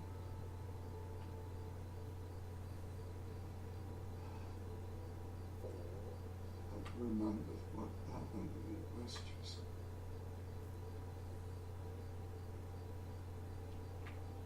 This is not the first time I've heard it. Until today, no. You wouldn't tell me. So we just kept on running away from it.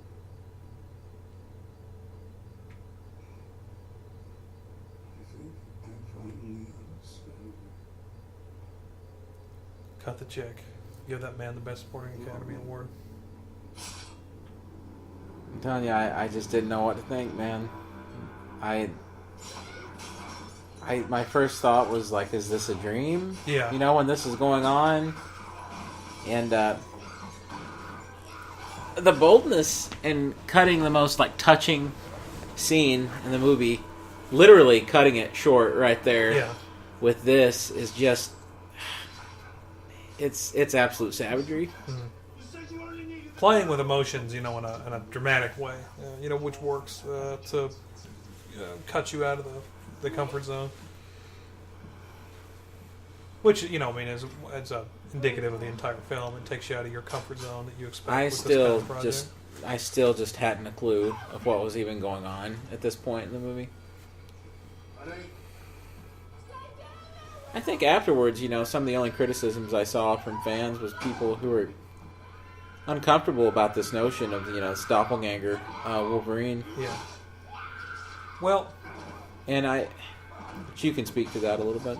yeah, we've discussed this not only in just the pure context of the film. Do I think that it works? And I know Jared. This does too. moment right here, by the way, is just pure insanity. It is kind of funny. I don't know. There's something crazy about That younged this. up Hugh Jackman does kind of look like Liv Schreiber, though. Yeah, he Well, sort of really does. He sort of Maybe does. that was intentional. I don't know. Maybe. But the idea of the movie is that Wolverine is sort of racing against time. That time is wound up being kind of his ultimate enemy in the long run because he's been around so long. So Thematically, it's perfect. Yeah, thematically having a villain that be he's going against like himself. his past self is like perfect to me. But in a real, genuine comic book way, we both have a reason for saying this. If you're a big X-Men comics person like us, you know that in the comic books that Donald Pierce and the Reavers build a robotic, evil That's right. duplicate of Wolverine named Albert. Uh-huh. And for me, I love Albert because he was one of my very first Toy Biz X-Men figures. I can remember I got him at Big Lots. I personally love Albert because I got a coloring book when I was a kid, and it used a bunch of the art from X-Men comics at the time, and they just put the inks in there. They just were uncolored images, and a bunch of them had Albert in them of Wolverine fighting him on a train. And so for me, this has always been an inherent part of Wolverine, that he fights, a doppelganger of himself. Yeah.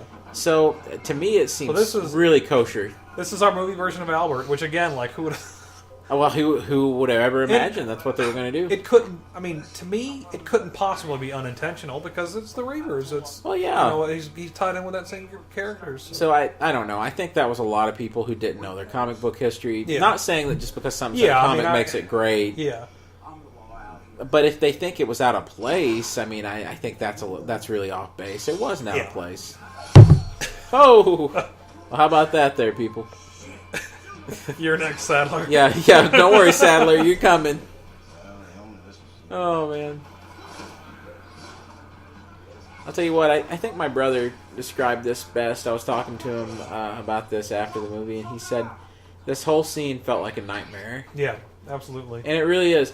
We've all had those nightmares where things are going awful, and there's things that we can't explain, and you can't process what's going on, and you can't do anything about it. You're kind of just watching it, and you're kind of stuck, and you're not moving fast enough, or you can't react in an appropriate way in the context. Man, I'm telling you, Xavier's moment there where he thinks he's on the boat, which it's what him and Wolverine were going to escape on.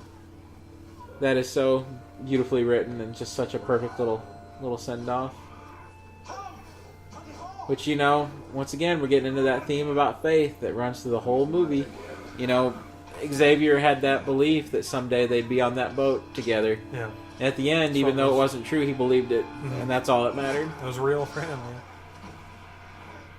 Just like Eden was real for Laura.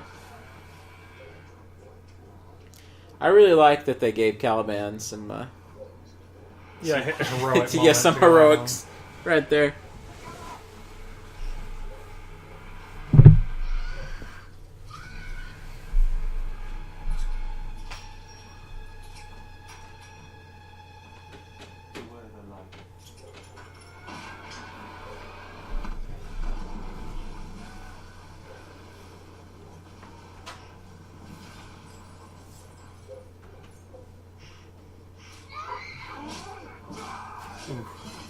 Love it, man. This is just some of the absolute best Wolverine stuff. And any of the appearances, this is the true, berserker nature of Wolverine. I'm telling you, man, I never could have imagined we would get something like this. Man, I saw that shot a million times in the trailer where he's blocking the claws, and I just assumed it was X-23. He was blocking claws from her. It was very well hidden, this whole twist in the movie. Man, I did not know Wolverine could get so messed up as he does in this movie. Man. Oh, gee.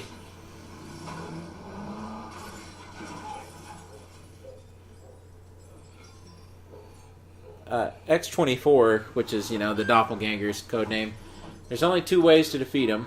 That's either you got to impale him with a tractor or a tree. Alright, those are the only ways. It's Wolverine. That's the only way to defeat Wolverine. Yeah. Gee. Now that'll give you nightmares, kids. You like the Wolverine, do you? Daddy, I think it's time to leave. Well, I guess hopefully they're gone before now, but I'm telling you, man, this is some... I love this is beat. some dark territory right here. That's exactly what a person would do. So I really appreciate that. Oh boy. And he's just gonna take it. He knows. Yeah. He's not backing away. It's his fault.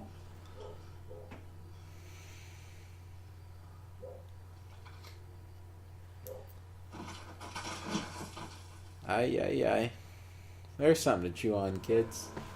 And this is one of my favorite music beats in the whole movie. Yeah. It takes your already upset stomach from the intensity and just punches you in the gut one more time. Well, if you weren't sick before, after you hear this music, get ready to get real sick, kids. What is it? Beltrami did the score? I think so, yeah. Yeah, just like he did the Wolverine as well. He has a few little thematic references to the Wolverine in the score, but there's not many. It's mostly its own thing. Which is fine. It's such a different movie. Oh, yeah. Yeah, I would have been surprised if it had the same sort of beats to it. Well, a different part of the world, too,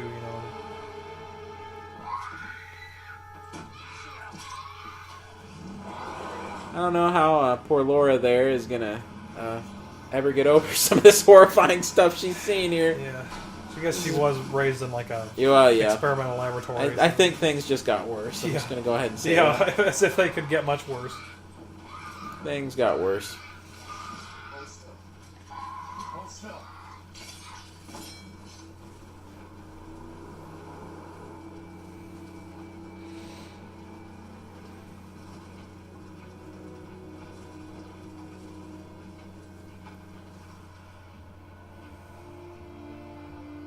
Roll credits. Yep. Great movie.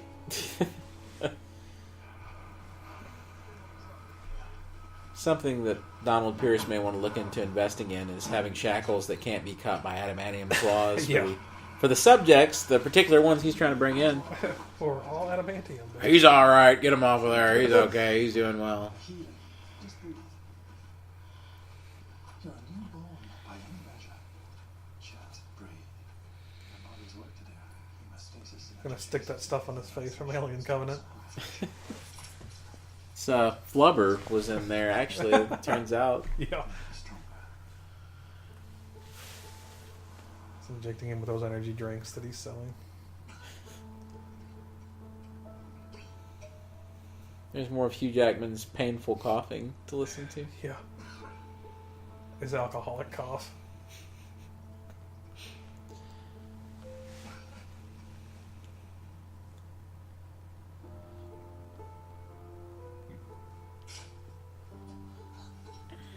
This is the part of the movie that I really just about couldn't handle, like emotionally.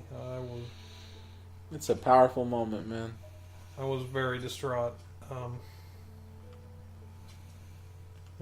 If that's goofy to whoever, I don't care. But it's the most impactful scene I can remember in a film in a very, very long time.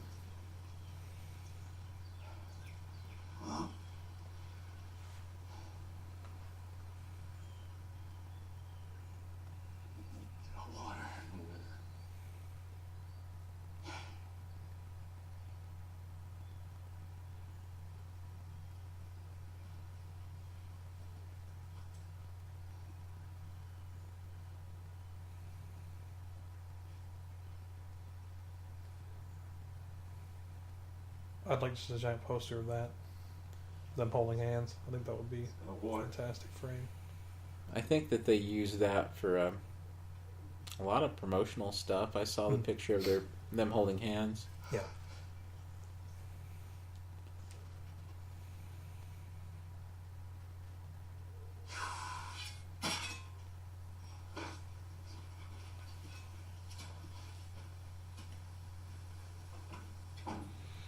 I like how Jackman handled that scene because, there's the sadness, but right below the surface at the end, he ends it with that rage. Yeah. Yeah, the undeniable nature of the character. This got a lot of laughs in the theater, but I don't think it was supposed to. I didn't think it was funny at all. I really think people were. It was a discomfort laugh to shirk, the very intense, time they had just had, but.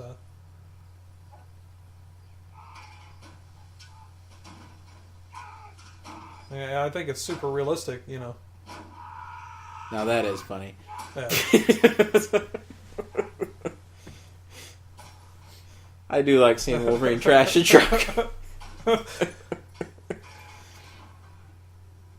He hasn't had any liquor in 4 days, people.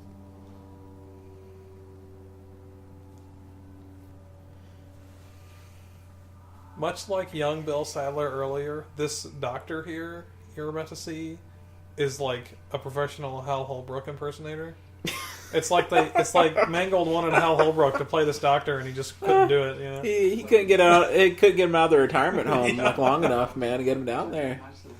They couldn't trot him out for this scene.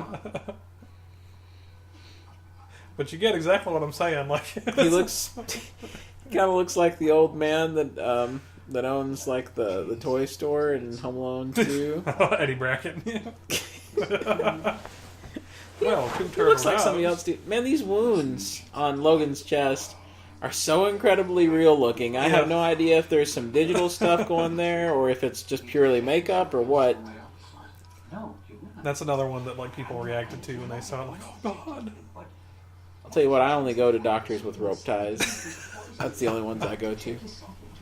Here's the thing. I think this is a good time to talk about what's really going on with Logan here. And, there's different ideas in the movie that are presented about what's making him so sick or why he's not healing correctly. And, eventually we have those hints like we had back about the water, about how there's, some additives going into the water. And about what we hear Grant say later about how they, added it on purpose to kind of weed out, mutants. Yeah. But then there's also the idea that scientifically, and I've watched some videos about this and some different theories, and who knows if this was their intention, but scientifically, even if there was a genetic mutation in your DNA that would allow you to essentially live forever, that mutation wouldn't be, after a while, just like our hair turns gray or any other thing that happens to us, it's all because our genes can't replicate themselves correctly after a while, and that's just part of the way that they break down, part of aging. So I really don't think that it's feasible for even a mutant that would have that ability for it to continue working as they get older. So to me, it just makes sense that he's breaking down. Yeah. Well, the movie insinuates too that the adamantium is poisoning him. Yeah, I mean, and I think that's accurate as well. Would happen. I mean, you know what? It would eventually seep into your foreign bloodstream. metal, would poison your blood over time. You know, just like lead poisoning. So there's 3 real solid theories about what's happening, and the truth is, it's probably all 3. Yeah, Like- that is, alcoholism, everything Like, else. what? How old would Wolverine be here? Is it like? Well, I mean, he was an adult during the American Revolutionary War, so During the Civil War, he was an adult for sure. I can't remember how they go through it in the films, but Yeah, I don't remember how it all works out, but So, I mean, he's probably like what, almost yeah, 150, 200 years old. 200 years old at this Yeah. point, I would say. That's a pretty good run. Yeah. And it's always sort of up in the air in the films how much of it he actually remembers, I guess, because Yeah. in Origins, he's supposed to not remember anything after the adamantium bullet, but then in the Wolverine, he can remember being in World War II, like, playing his days. So. I don't know if he's regaining memories as they go or what. I don't think they even know. No, I don't care. No, it's a fantasy. Okay, see that?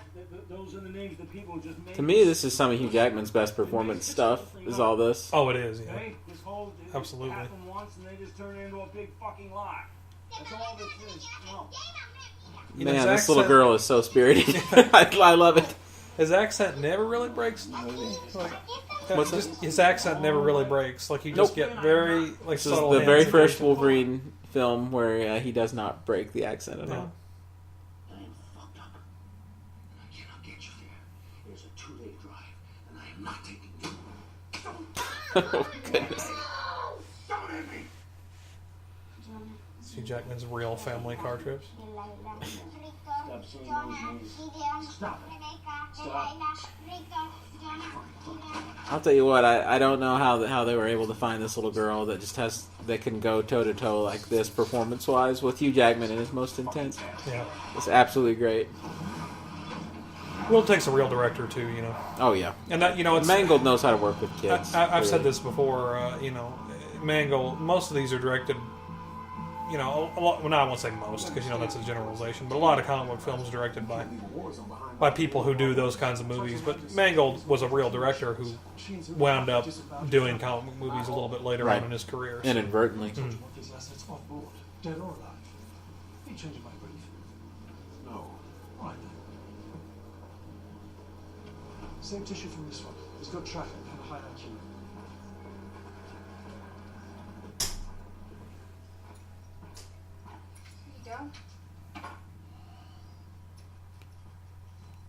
One of my favorite visual effects shots in the whole movie. I love it. I absolutely love it.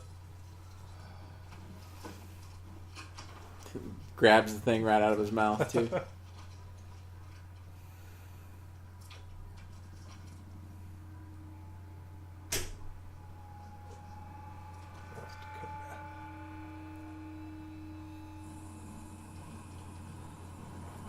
Yeah, like we discussed earlier, this is sort of the only. This is sort of the start of the only slow stretch in the film. Yeah.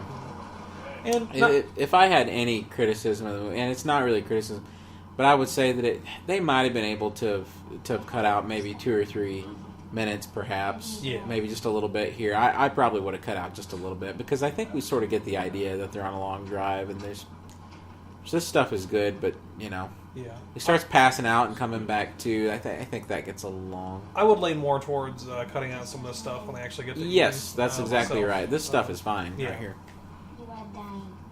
and it builds on where we've come from, with Right. the whole story. But and constructurally speaking, that's my only genuine criticism of the film. That I do think, and I don't mind. Like I said, it and to be completely fair, part of what causes that to at least appear that way is because the character dynamic has shifted. If, for instance, Professor Xavier had lived through Right. that, the previous encounter and he was with them, I would probably feel very differently. I'd be Yeah. willing to see as much Patrick Stewart as I could, but because It really pares it down. you're in an unsafe sort of feeling, you're in an unfamiliar setting with the characters, so it makes it a little uncomfortable too, I think.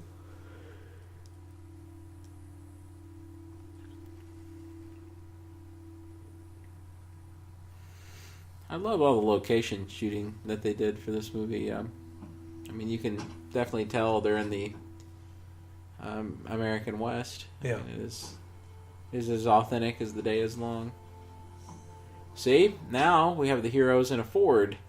This time, I'm telling you, man, there's a quota in this movie. I would like guarantee for it, sure, yeah. there's a quota.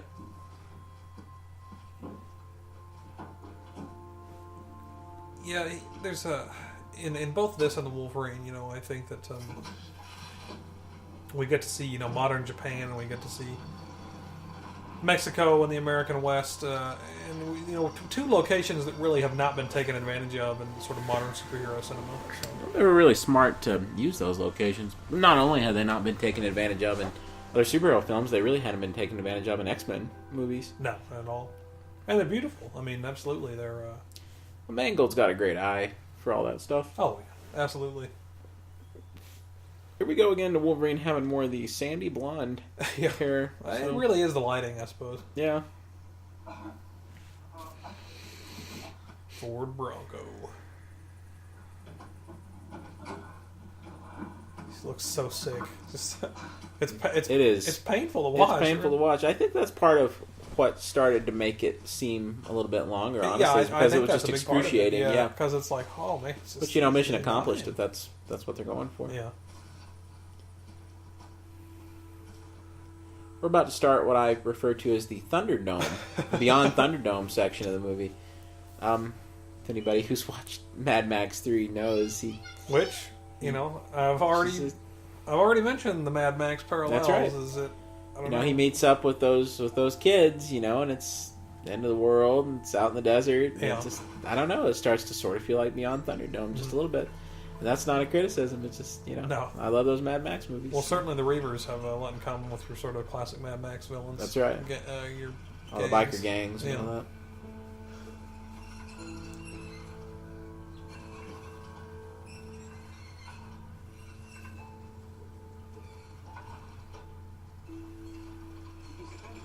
Stuff like this are the first sort of glimpses into the almost comic book fantasy nature that they approach in the finale as well, I think. Right.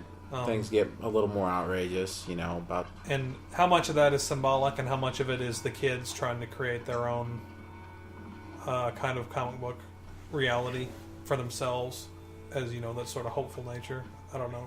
I will say that when I started seeing some of this, I sort of got this notion. I was like, okay, maybe Wolverine is not going to die in this movie, because I thought, okay, is the intention going to be like that he's going to like train these kids now and they're going to like become the future X-Men?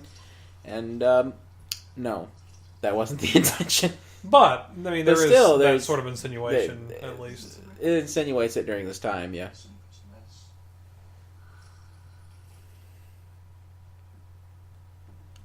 I think that these kids, these mutant kids, I think there was an appropriate amount of subtlety used with their powers and about how they were depicted. They weren't all wearing costumes and stuff, and they nobody's like a I don't know,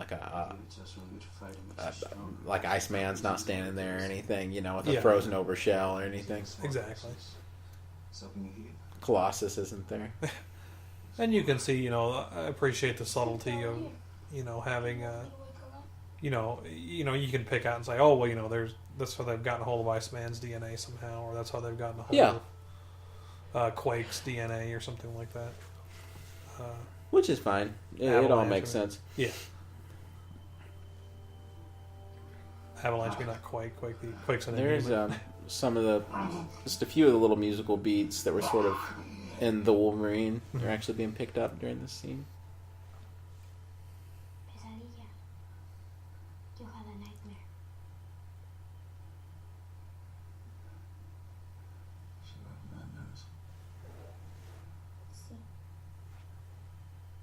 Yet again, we see, Jackman coming with a very differently sort of style performance with this.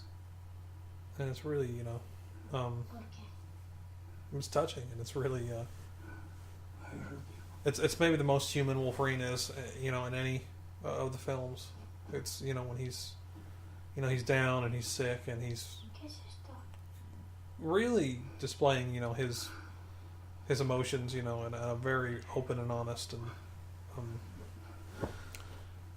There's no with a lot of pathos. There's no machismo, Yeah. you know, that kind of masking. Now this Slip on inside of us. is tough stuff. That's why I can kill us. You know, this is a callback to Origins in a way, What's killing me now? with the adamantium bullet. Of course, that was a silly plot device in Origins for what they used it for. But for this, I mean, this is, A reminder. you know, this is as serious as it gets. No, I keep it to,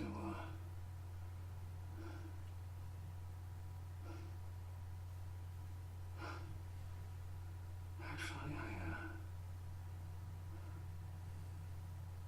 I was thinking of shooting myself with it. Let's hear Captain America say that in the movie, folks. Yeah. He ain't. I've hurt people too. You have to learn how to live with that.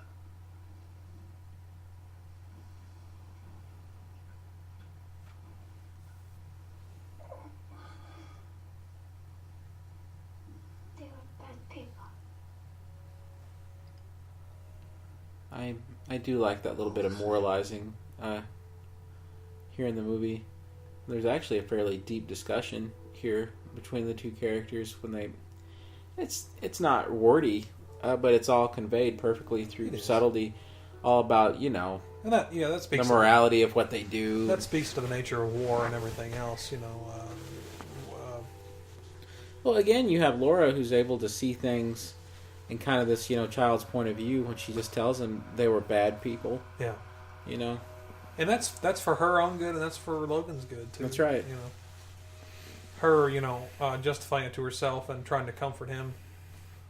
this is such a fun idea here because I think to me the insinuation is all the kids have read, you know, Yeah, all Wolverine the and comic X-Men books. comics, and they know what his He's supposed to signature look like like. beard is supposed Yeah. to. His mutton chop's not. So they're trying to, like, you know, get him to look like comic book Wolverine. Which thank you, kids. It's a good look. Yeah. It made me want to go back to having the big mutton chops. But I'm gonna stick with the beard for right now. He has perfect comic book points in his hair when he gets That's up. Ah, kid. He has vampire teeth ends to be like Wolverine in the 90s when he had, like, you know, saw Fangs, teeth, yeah. fangs. How long have I been on that bat? 2 days. 7 days. You can't do this. You can't just sit here. Is there a liquor store around here, kid? You know, Everyone had till today to find their way. it's at this point in the movie that I honestly thought he would, like, sleep it off after a couple of days and he would wake up and he'd be doing great. Yeah.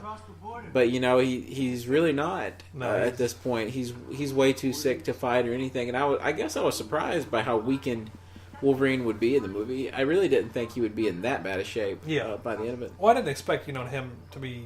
You know, I thought that the age was just, you know, sort of a relatively natural thing. For Right. The passage of time. I didn't realize that it was because of him, you know, being really ill. Yeah. Lean to your right, Laura. A little more. Yeah. You see the woods? This is a pretty good subtle setup of that telescope as a plot device, I think. Yeah.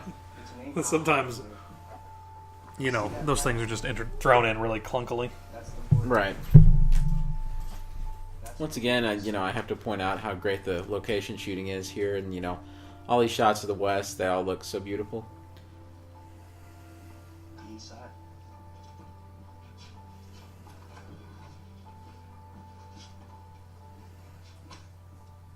Laura told me all that you did for her. She was lucky to have you.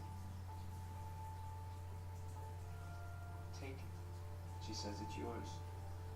You know, this is another one of those callbacks to classic Westerns about how it seems, you know, again and again, the Western hero is paid a price or a bounty or something, and usually by the end of the adventure, it's, you know, they always refuse the money. So it's another one of those great callbacks to that kind of archetype.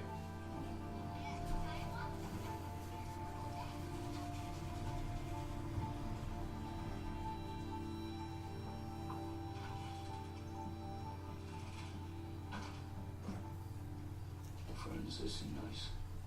Kind of reminds me of Hey, what's going on? Huh? You with your pals, you made it. Where will you go? You're responsible for starters. Amen, brother. Hey, I got you here. That's all I signed up for. Maybe get back the money. Such a nice man. Hey, I never asked for this. All right, Charles never asked for this. Caliban never asked for this. And they are 6 feet under the ground. That's one of my favorite lines in the whole movie. Yeah. I'm not whatever it is you think I am, okay? His last holdout, trying to be the tough guy. We can go. We got you, Rebecca, you Delilah, you blah, blah, blah, whatever. Everything you asked for, you got. It is better this way. Because I suck at this. Bad shit happens to people I care about. Understand? Here comes the collective awe in the audience. Then I'll be fine. That one hit me hard. Yeah. I gotta say. Contrived or not, it's really can't say much to that, Logan.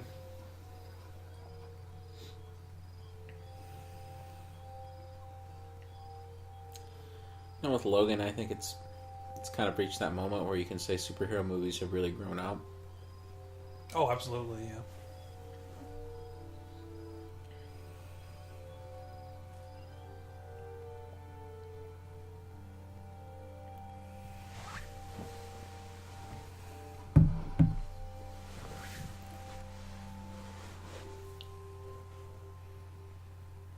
You know, Logan, like a lot of your best genre movies. One of the biggest compliments you can pay to it is if you took all the comic book references out of it, it would still be just a tremendous film. You know. Oh, and that's definitely true. If you replaced all these names with generic thing, and even remove some of the science fiction-y sort of elements to it, if you transplanted this whole idea into the American West and changed these characters' names, it would be the most fantastic character western. Oh, definitely. Anybody's seen in a long time. Matter of fact, it may even have gotten more critical praise in that way because there's some people that crapped on the movie just because it was a superhero film. Absolutely, yeah. People who just couldn't even give it a chance,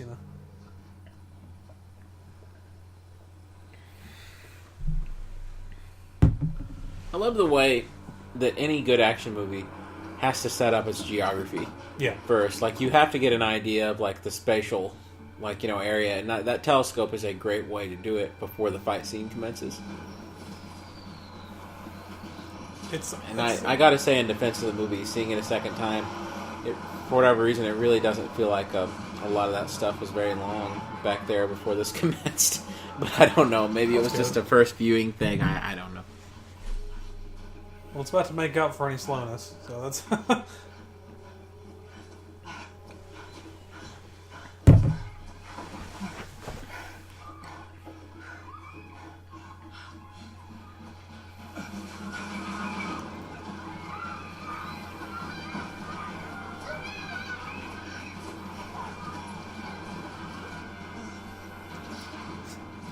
There are people who I guess want to open up that backpack and find a yellow and blue Wolverine costume inside. I don't know.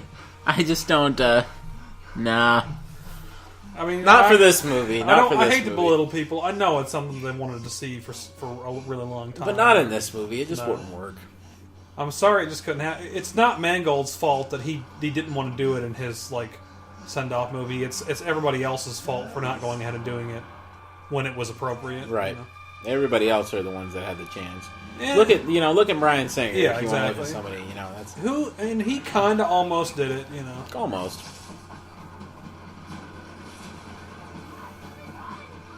That's Studbutt from Hook. Studbutt's down the plane. Grandson in the future.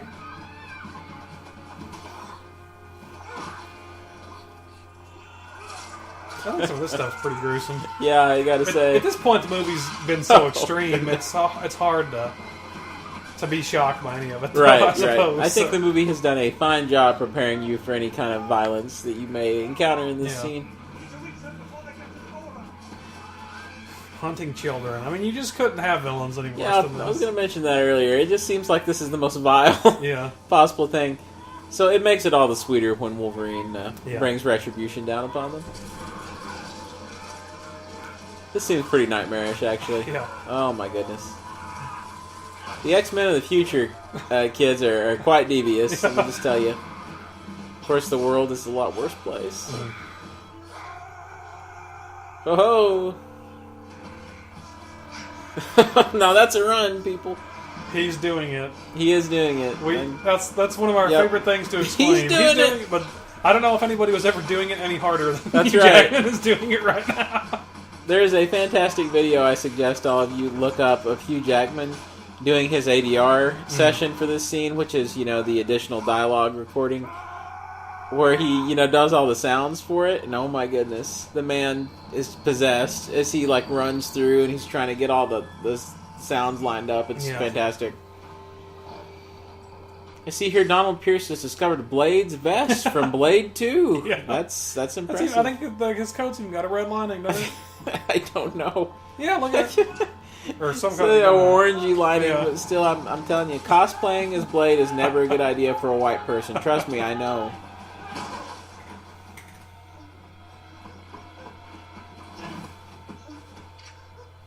What you breathe, just a flesh wound, baby. I feel like maybe Pierce could have been slightly more mangled from that grenade explosion too. I don't know. Well, they fixed him up at that lab. Yeah, That's what we're gonna say. he already is part robot, anyways. Yeah. There's some great tracking shots in this scene for the cameras moving really, really fast. See what Daphne Keane there, who plays Laura X-23, she really, I don't know if Hugh Jackman gave her lessons or something, but her Berserker Rage face is right on point. Yeah. Oh! Kids killing is awesome. That's right, kids. I'll tell you what, this was their final opportunity to really, go all out with the Berserker Rage fight scene. And they'd said for years, we're really going to go for it, we're really going to go for it. Every time they would get close, but they wouldn't quite get there. But goodness, Yeah. they really got there this time. Well, Mangold had gotten very close in the very. in the extended version Yeah. of the Wolverine, but they wound up neutering that idea theatrical edition to cut down to PG-13. That's right. He was always minded this way, I think. And we've said it before, if he had had complete creative control and had worked on the movie from the ground up, the Wolverine would have been something closer to this, too. But he, was Now, working on a pre-existing script and everything. So. yeah, it really wasn't his production until later on. Wolverine grabbed a pistol back there, which is going to lead to one of my favorite little commentaries on action films and X-Men films in general. Action films in general, should I say. Go to your friends. Go. Laura.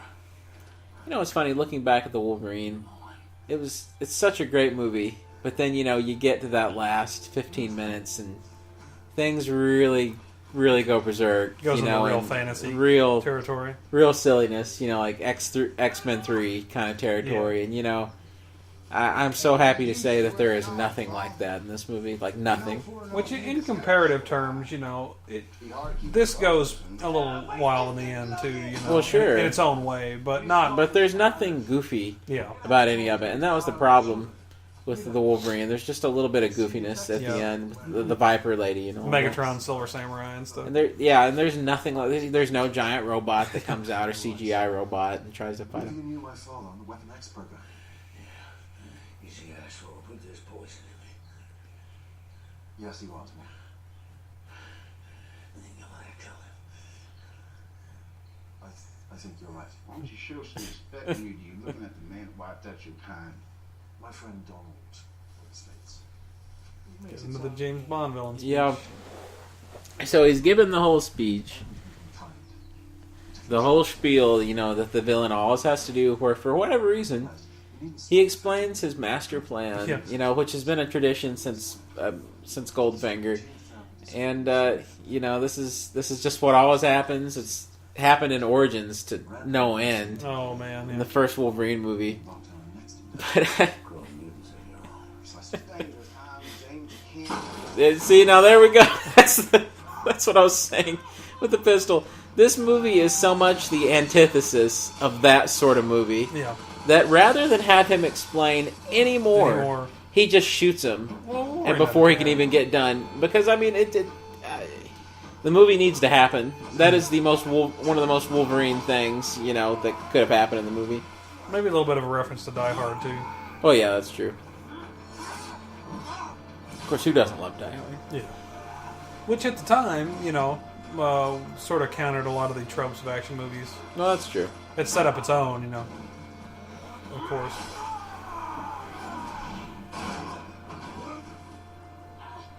That shot had to be digital back there, but it looked terrific. Wolverine was thrown into the door. I love this stuff. Just whatever he can do, Yep. Get up, boy! Get up, boy!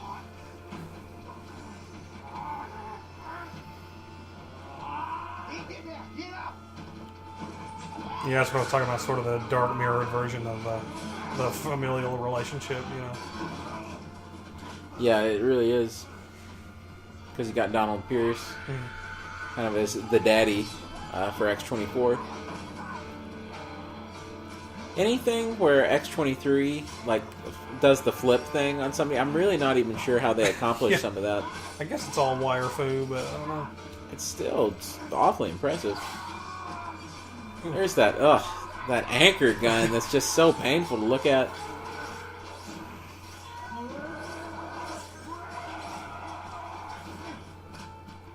I think that would describe almost any of the action scenes in this film are just painful. Yeah, they really are.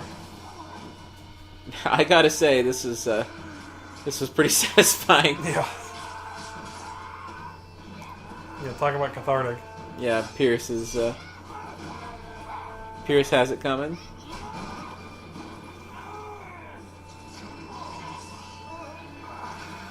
Like I said, these kids are straight up ruthless here. The new Horror X-Men movie stuff. They don't mess around. Little children of the corn coming on. Okay, let's be real though. These guys, they Pierce has been like he's like tortured them for their whole lives. So I think they're justified here. Absolutely.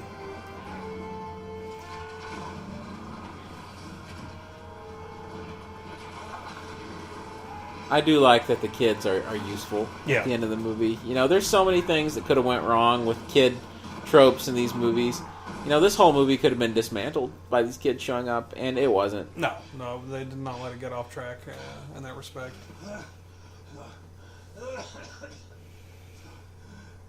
Go! Go! Go! Go! Go! Get out of here! Go! I'd listen to them, kids. Go! Go! Go! Man, who would ever thought back in 2000 when we were watching the first X-Men that we would get to this? Yeah, I know. Goodness.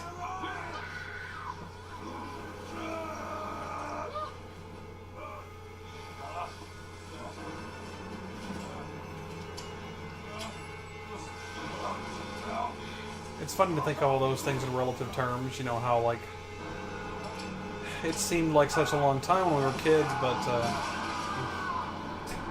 that first X-Men film was not very long after the Fox Kids animated series. It really wasn't. Cemented Just a couple years, actually. Yeah, X-Men for us. And now, this is that much longer after that. Now, kids, here's where the crying starts. So. It's crying time again. There's a lot of that in this movie. I think it was at this point, when I saw him get impaled on the tree, I think I really accepted that it was not going to work out. I avoided spoilers the whole time, but, we said early on that they would kill him, though. Oh, yeah. I never had any delusions about that. Well, as soon as Jackman said, this is it, this is the last time I'm going to do it, there's no other... There could be no other explanation for it. So.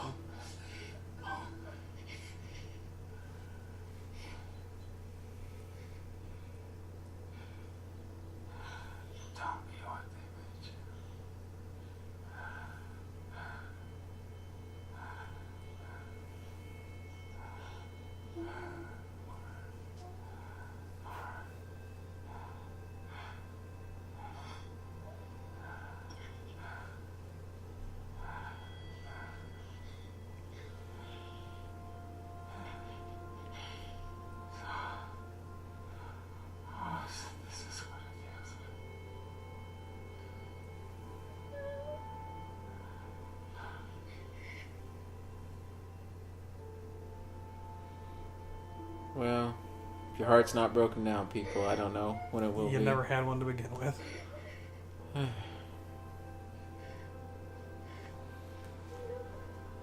That's it. Give that man the $10,000.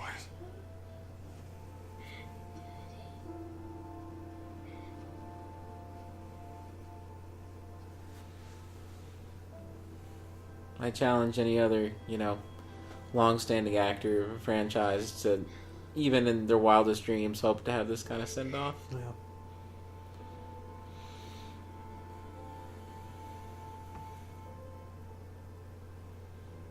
I remember we were really gung-ho about the idea that Batman might die in The Dark Knight Rises. And, I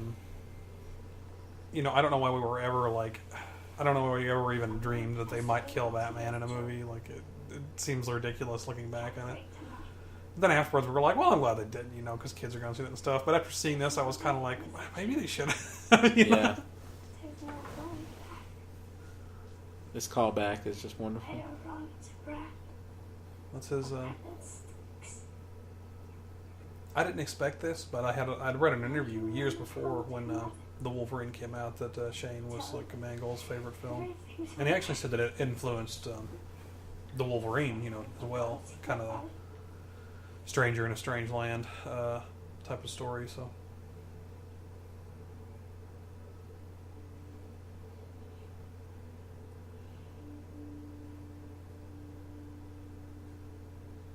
I love it that the kid has a Wolverine figure with him. Let's go. And that's He'll live something on that's forever. that's very understated, in the movie, that Wolverine, Logan was Wolverine. He was a superhero to these children. Mm-hmm. I know this isn't a children's movie, but I don't know. It makes you feel something in your heart when you see those kids, It does. saying goodbye to Wolverine. And getting back to the idea, like I was talking about earlier, that telling myself I'd still be watching these. It is for the child in us, too. Well, that's right. This is just the most brilliant visual imaginable.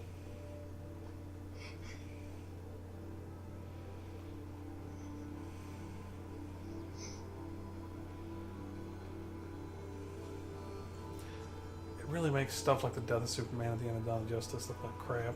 Yeah. Well, I hate to be that guy. You can't even. I just can't even. It can't even approach this, man. Yeah.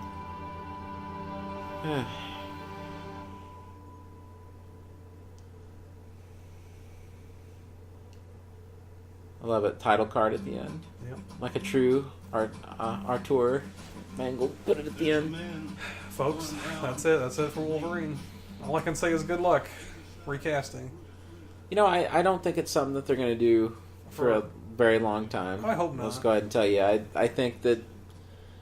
I don't know. I think it's going to be at least, 3 or 4 years. If not There's more. Bonebreaker in the credits, Brennan. Oh, really? Bonebreaker by okay. Daniel Mert. Oh, okay. Well, I guess that's him. Well, maybe it is. We'll have to look into that. Yeah. And Lizard Boy is in the credits. And Master. Don't forget Old Doctor. But Who is it? We'll look up Old Doctor, too, when we get a minute. But yeah, I think that it's going to be at least 3 or 4 years until we hear word of rumors before we start to hear who might play Wolverine in one of these things. Well, you look at all their projects they've got lined up. They've got Dark Phoenix, they've got New Mutants, right? Deadpool movies, Deadpool 2, X-Force whatever. movies. So they've got lots of room before they have to do that. And right now, they've got Deadpool as sort of an anchor, right? Character to use, right? Rather than Wolverine, yeah. Deadpool is their new money character for the opposite reasons that Wolverine was. Yeah. So I don't know. I think it's going to be interesting to see how the Fox X-Men movies change and grow. And I know that there's going to be a very vocal group of people out there that will never be satisfied until they're back with Marvel Studios. But guys, watch Logan, and you tell me, are you really that anxious? This is really good filmmaking here. I mean, I'm in no hurry. Heck, watch X-Men Apocalypse. I think that was a great movie. Yeah, and absolutely. I think it was awesome, and I really think Dark Phoenix has the potential to be something really special. Mm-hmm. I think that they're just able to make films. You know, and the truth is, you take a project like Deadpool, which I think is a very much like a Marvel Studios movie, that just happens to be ultra violent and ultra vulgar, in terms of like its structure and look and characterizations and stuff. You know, so just that makes it stand out. But you know, Fox has got this opportunity to make very different sorts of movies. You know, I know, and I'm not going to get into a this versus that argument, but you know, Marvel Studios has had lots of opportunities to make different sorts of movies. But you take something like Doctor Strange, which was a chance for them, and I really like Doctor Strange. I'm not sending it up the river individually, but you know, there was a chance to do something very different. You know, storytelling wise for them, and you know, and again, I like the movie a lot, but it was just, you know, kind of Iron Man with a different character, you know, plugged into the role. So you know, I hope people can appreciate, you know, the sort of very different sort of projects we're going to be able to get out of Fox going on. I look forward to it because to me it's, you know, the Marvel movies, the thing about it is you have a guarantee of quality with those Marvel movies, but you also sort of have a guarantee of it sort of being samey. Yeah. Not every time. Like Guardians of the Galaxy Volume 2, I don't know of another movie that's even like Guardians of the Galaxy Volume 2. No. Like, you know, that's an exception to that rule. And I have a feeling, you know, Waititi is going to deliver something pretty cool with Thor Ragnarok. So, I think so. I think they are getting to the point where they're really trying to differentiate, but still at the same time, I'll guarantee you this, the beats of the movie will be about the same. I mean, you know, the action beats of the movie will be about the same. I think that, you know, if you're looking for experimentation and something really, really different, I think that these Fox Marvel movies are going to be where it's at. Yeah. And certainly even, with the new Mutants, what we've heard about it's going to be something really different. And you know, whether you think it's any good or not, and I think that it was okay. I think it was a lot better than, you know, than most people gave it credit for. I would rather see something that was kind of bad in a lot of ways, like Fantastic Four 2015, and really different and really out there, than to see, you know, the recycled. You know, I would watch Fantastic Four 2015 before Thor: The Dark World any day. You know. Yeah. I will say this. I think the reason why I feel so comfortable with there being weird experiments with some of the other characters is probably due to the existence of the Marvel Studios movies. More than likely, I think that they make me feel like kind of safe about the main core characters. Mm-hmm. So I feel better about people, you know, doing more experimentation with some of the other characters. I wish you could have it, you know, both ways with all the characters. But, you know, there's going to continue to be superhero movies for a long time, so we'll have to just see what happens. Well, we certainly get little instances, you know, like some of the Netflix stuff is definitely more out there. Do you think that... I don't know. I feel like The Dark Knight opened up an era of superhero... Like, X-Men opened up an era of superhero films. Mm-hmm. Then Dark Knight opened up a different era of superhero films. Yeah. And then, to me, this sort of closes that era. Yeah, I think this caps off sort of the Dark Knight generated period in comic book filmmaking. And now we're in kind of uncharted territory, you know. I worry about where comic book movies will go after this because it's going to be awfully hard. It's a bad time for, you know, for instance, DC to be trying to start, you know, for them to which it's just not worked out so far. You know, big franchise off the ground, and obviously there's been a tragedy surrounding that recently, so that's very unfortunate. But yeah, I don't know. I'm not one of those. I'm not one of the people who says that you know, the format's dying and there's no, you know, we're gonna hit a point where people aren't gonna be interested anymore, where they're gonna stop making them. But I definitely think they're gonna have to change. I think that they're so ingrained in our culture now that it's become, you know, comic book movies or superhero movies aren't a genre. They're just, you know, it's just your source material, and they can be comedies or action films or whatever. But I think it's gotten to the point where it really is a subgenre. I think that it's as big a genre as comedies or, you know, or romance films, whatever you want to say. I think it's went from being like this thing to where, okay, sometimes you'll get an action movie that use this source material to where now it's become an expected, Yeah, facet part of our entertainment. Yeah, the lineup of. And I think it has everything to do with this most recent generation, of us that's come up, and so much of us were just, thrilled by this stuff that, well, it just carried through. Yeah. And that's just it's just where we're at right now. But Logan to me is the culmination of a lot of that, and I don't think that it's going away anytime soon, and it's certainly not an ending of superhero movies or anything like that. Not at all. But I'm telling you, it represents something really new and really different, and projects like Logan are kind of scary for comic book fans. You see something like this, and if the right person isn't involved, it can be a wreck, like Fanboys. Yeah. But then there's the other chance, and you see that's the thing. People hate Fox, so much. They hate them for taking these kinds of risks.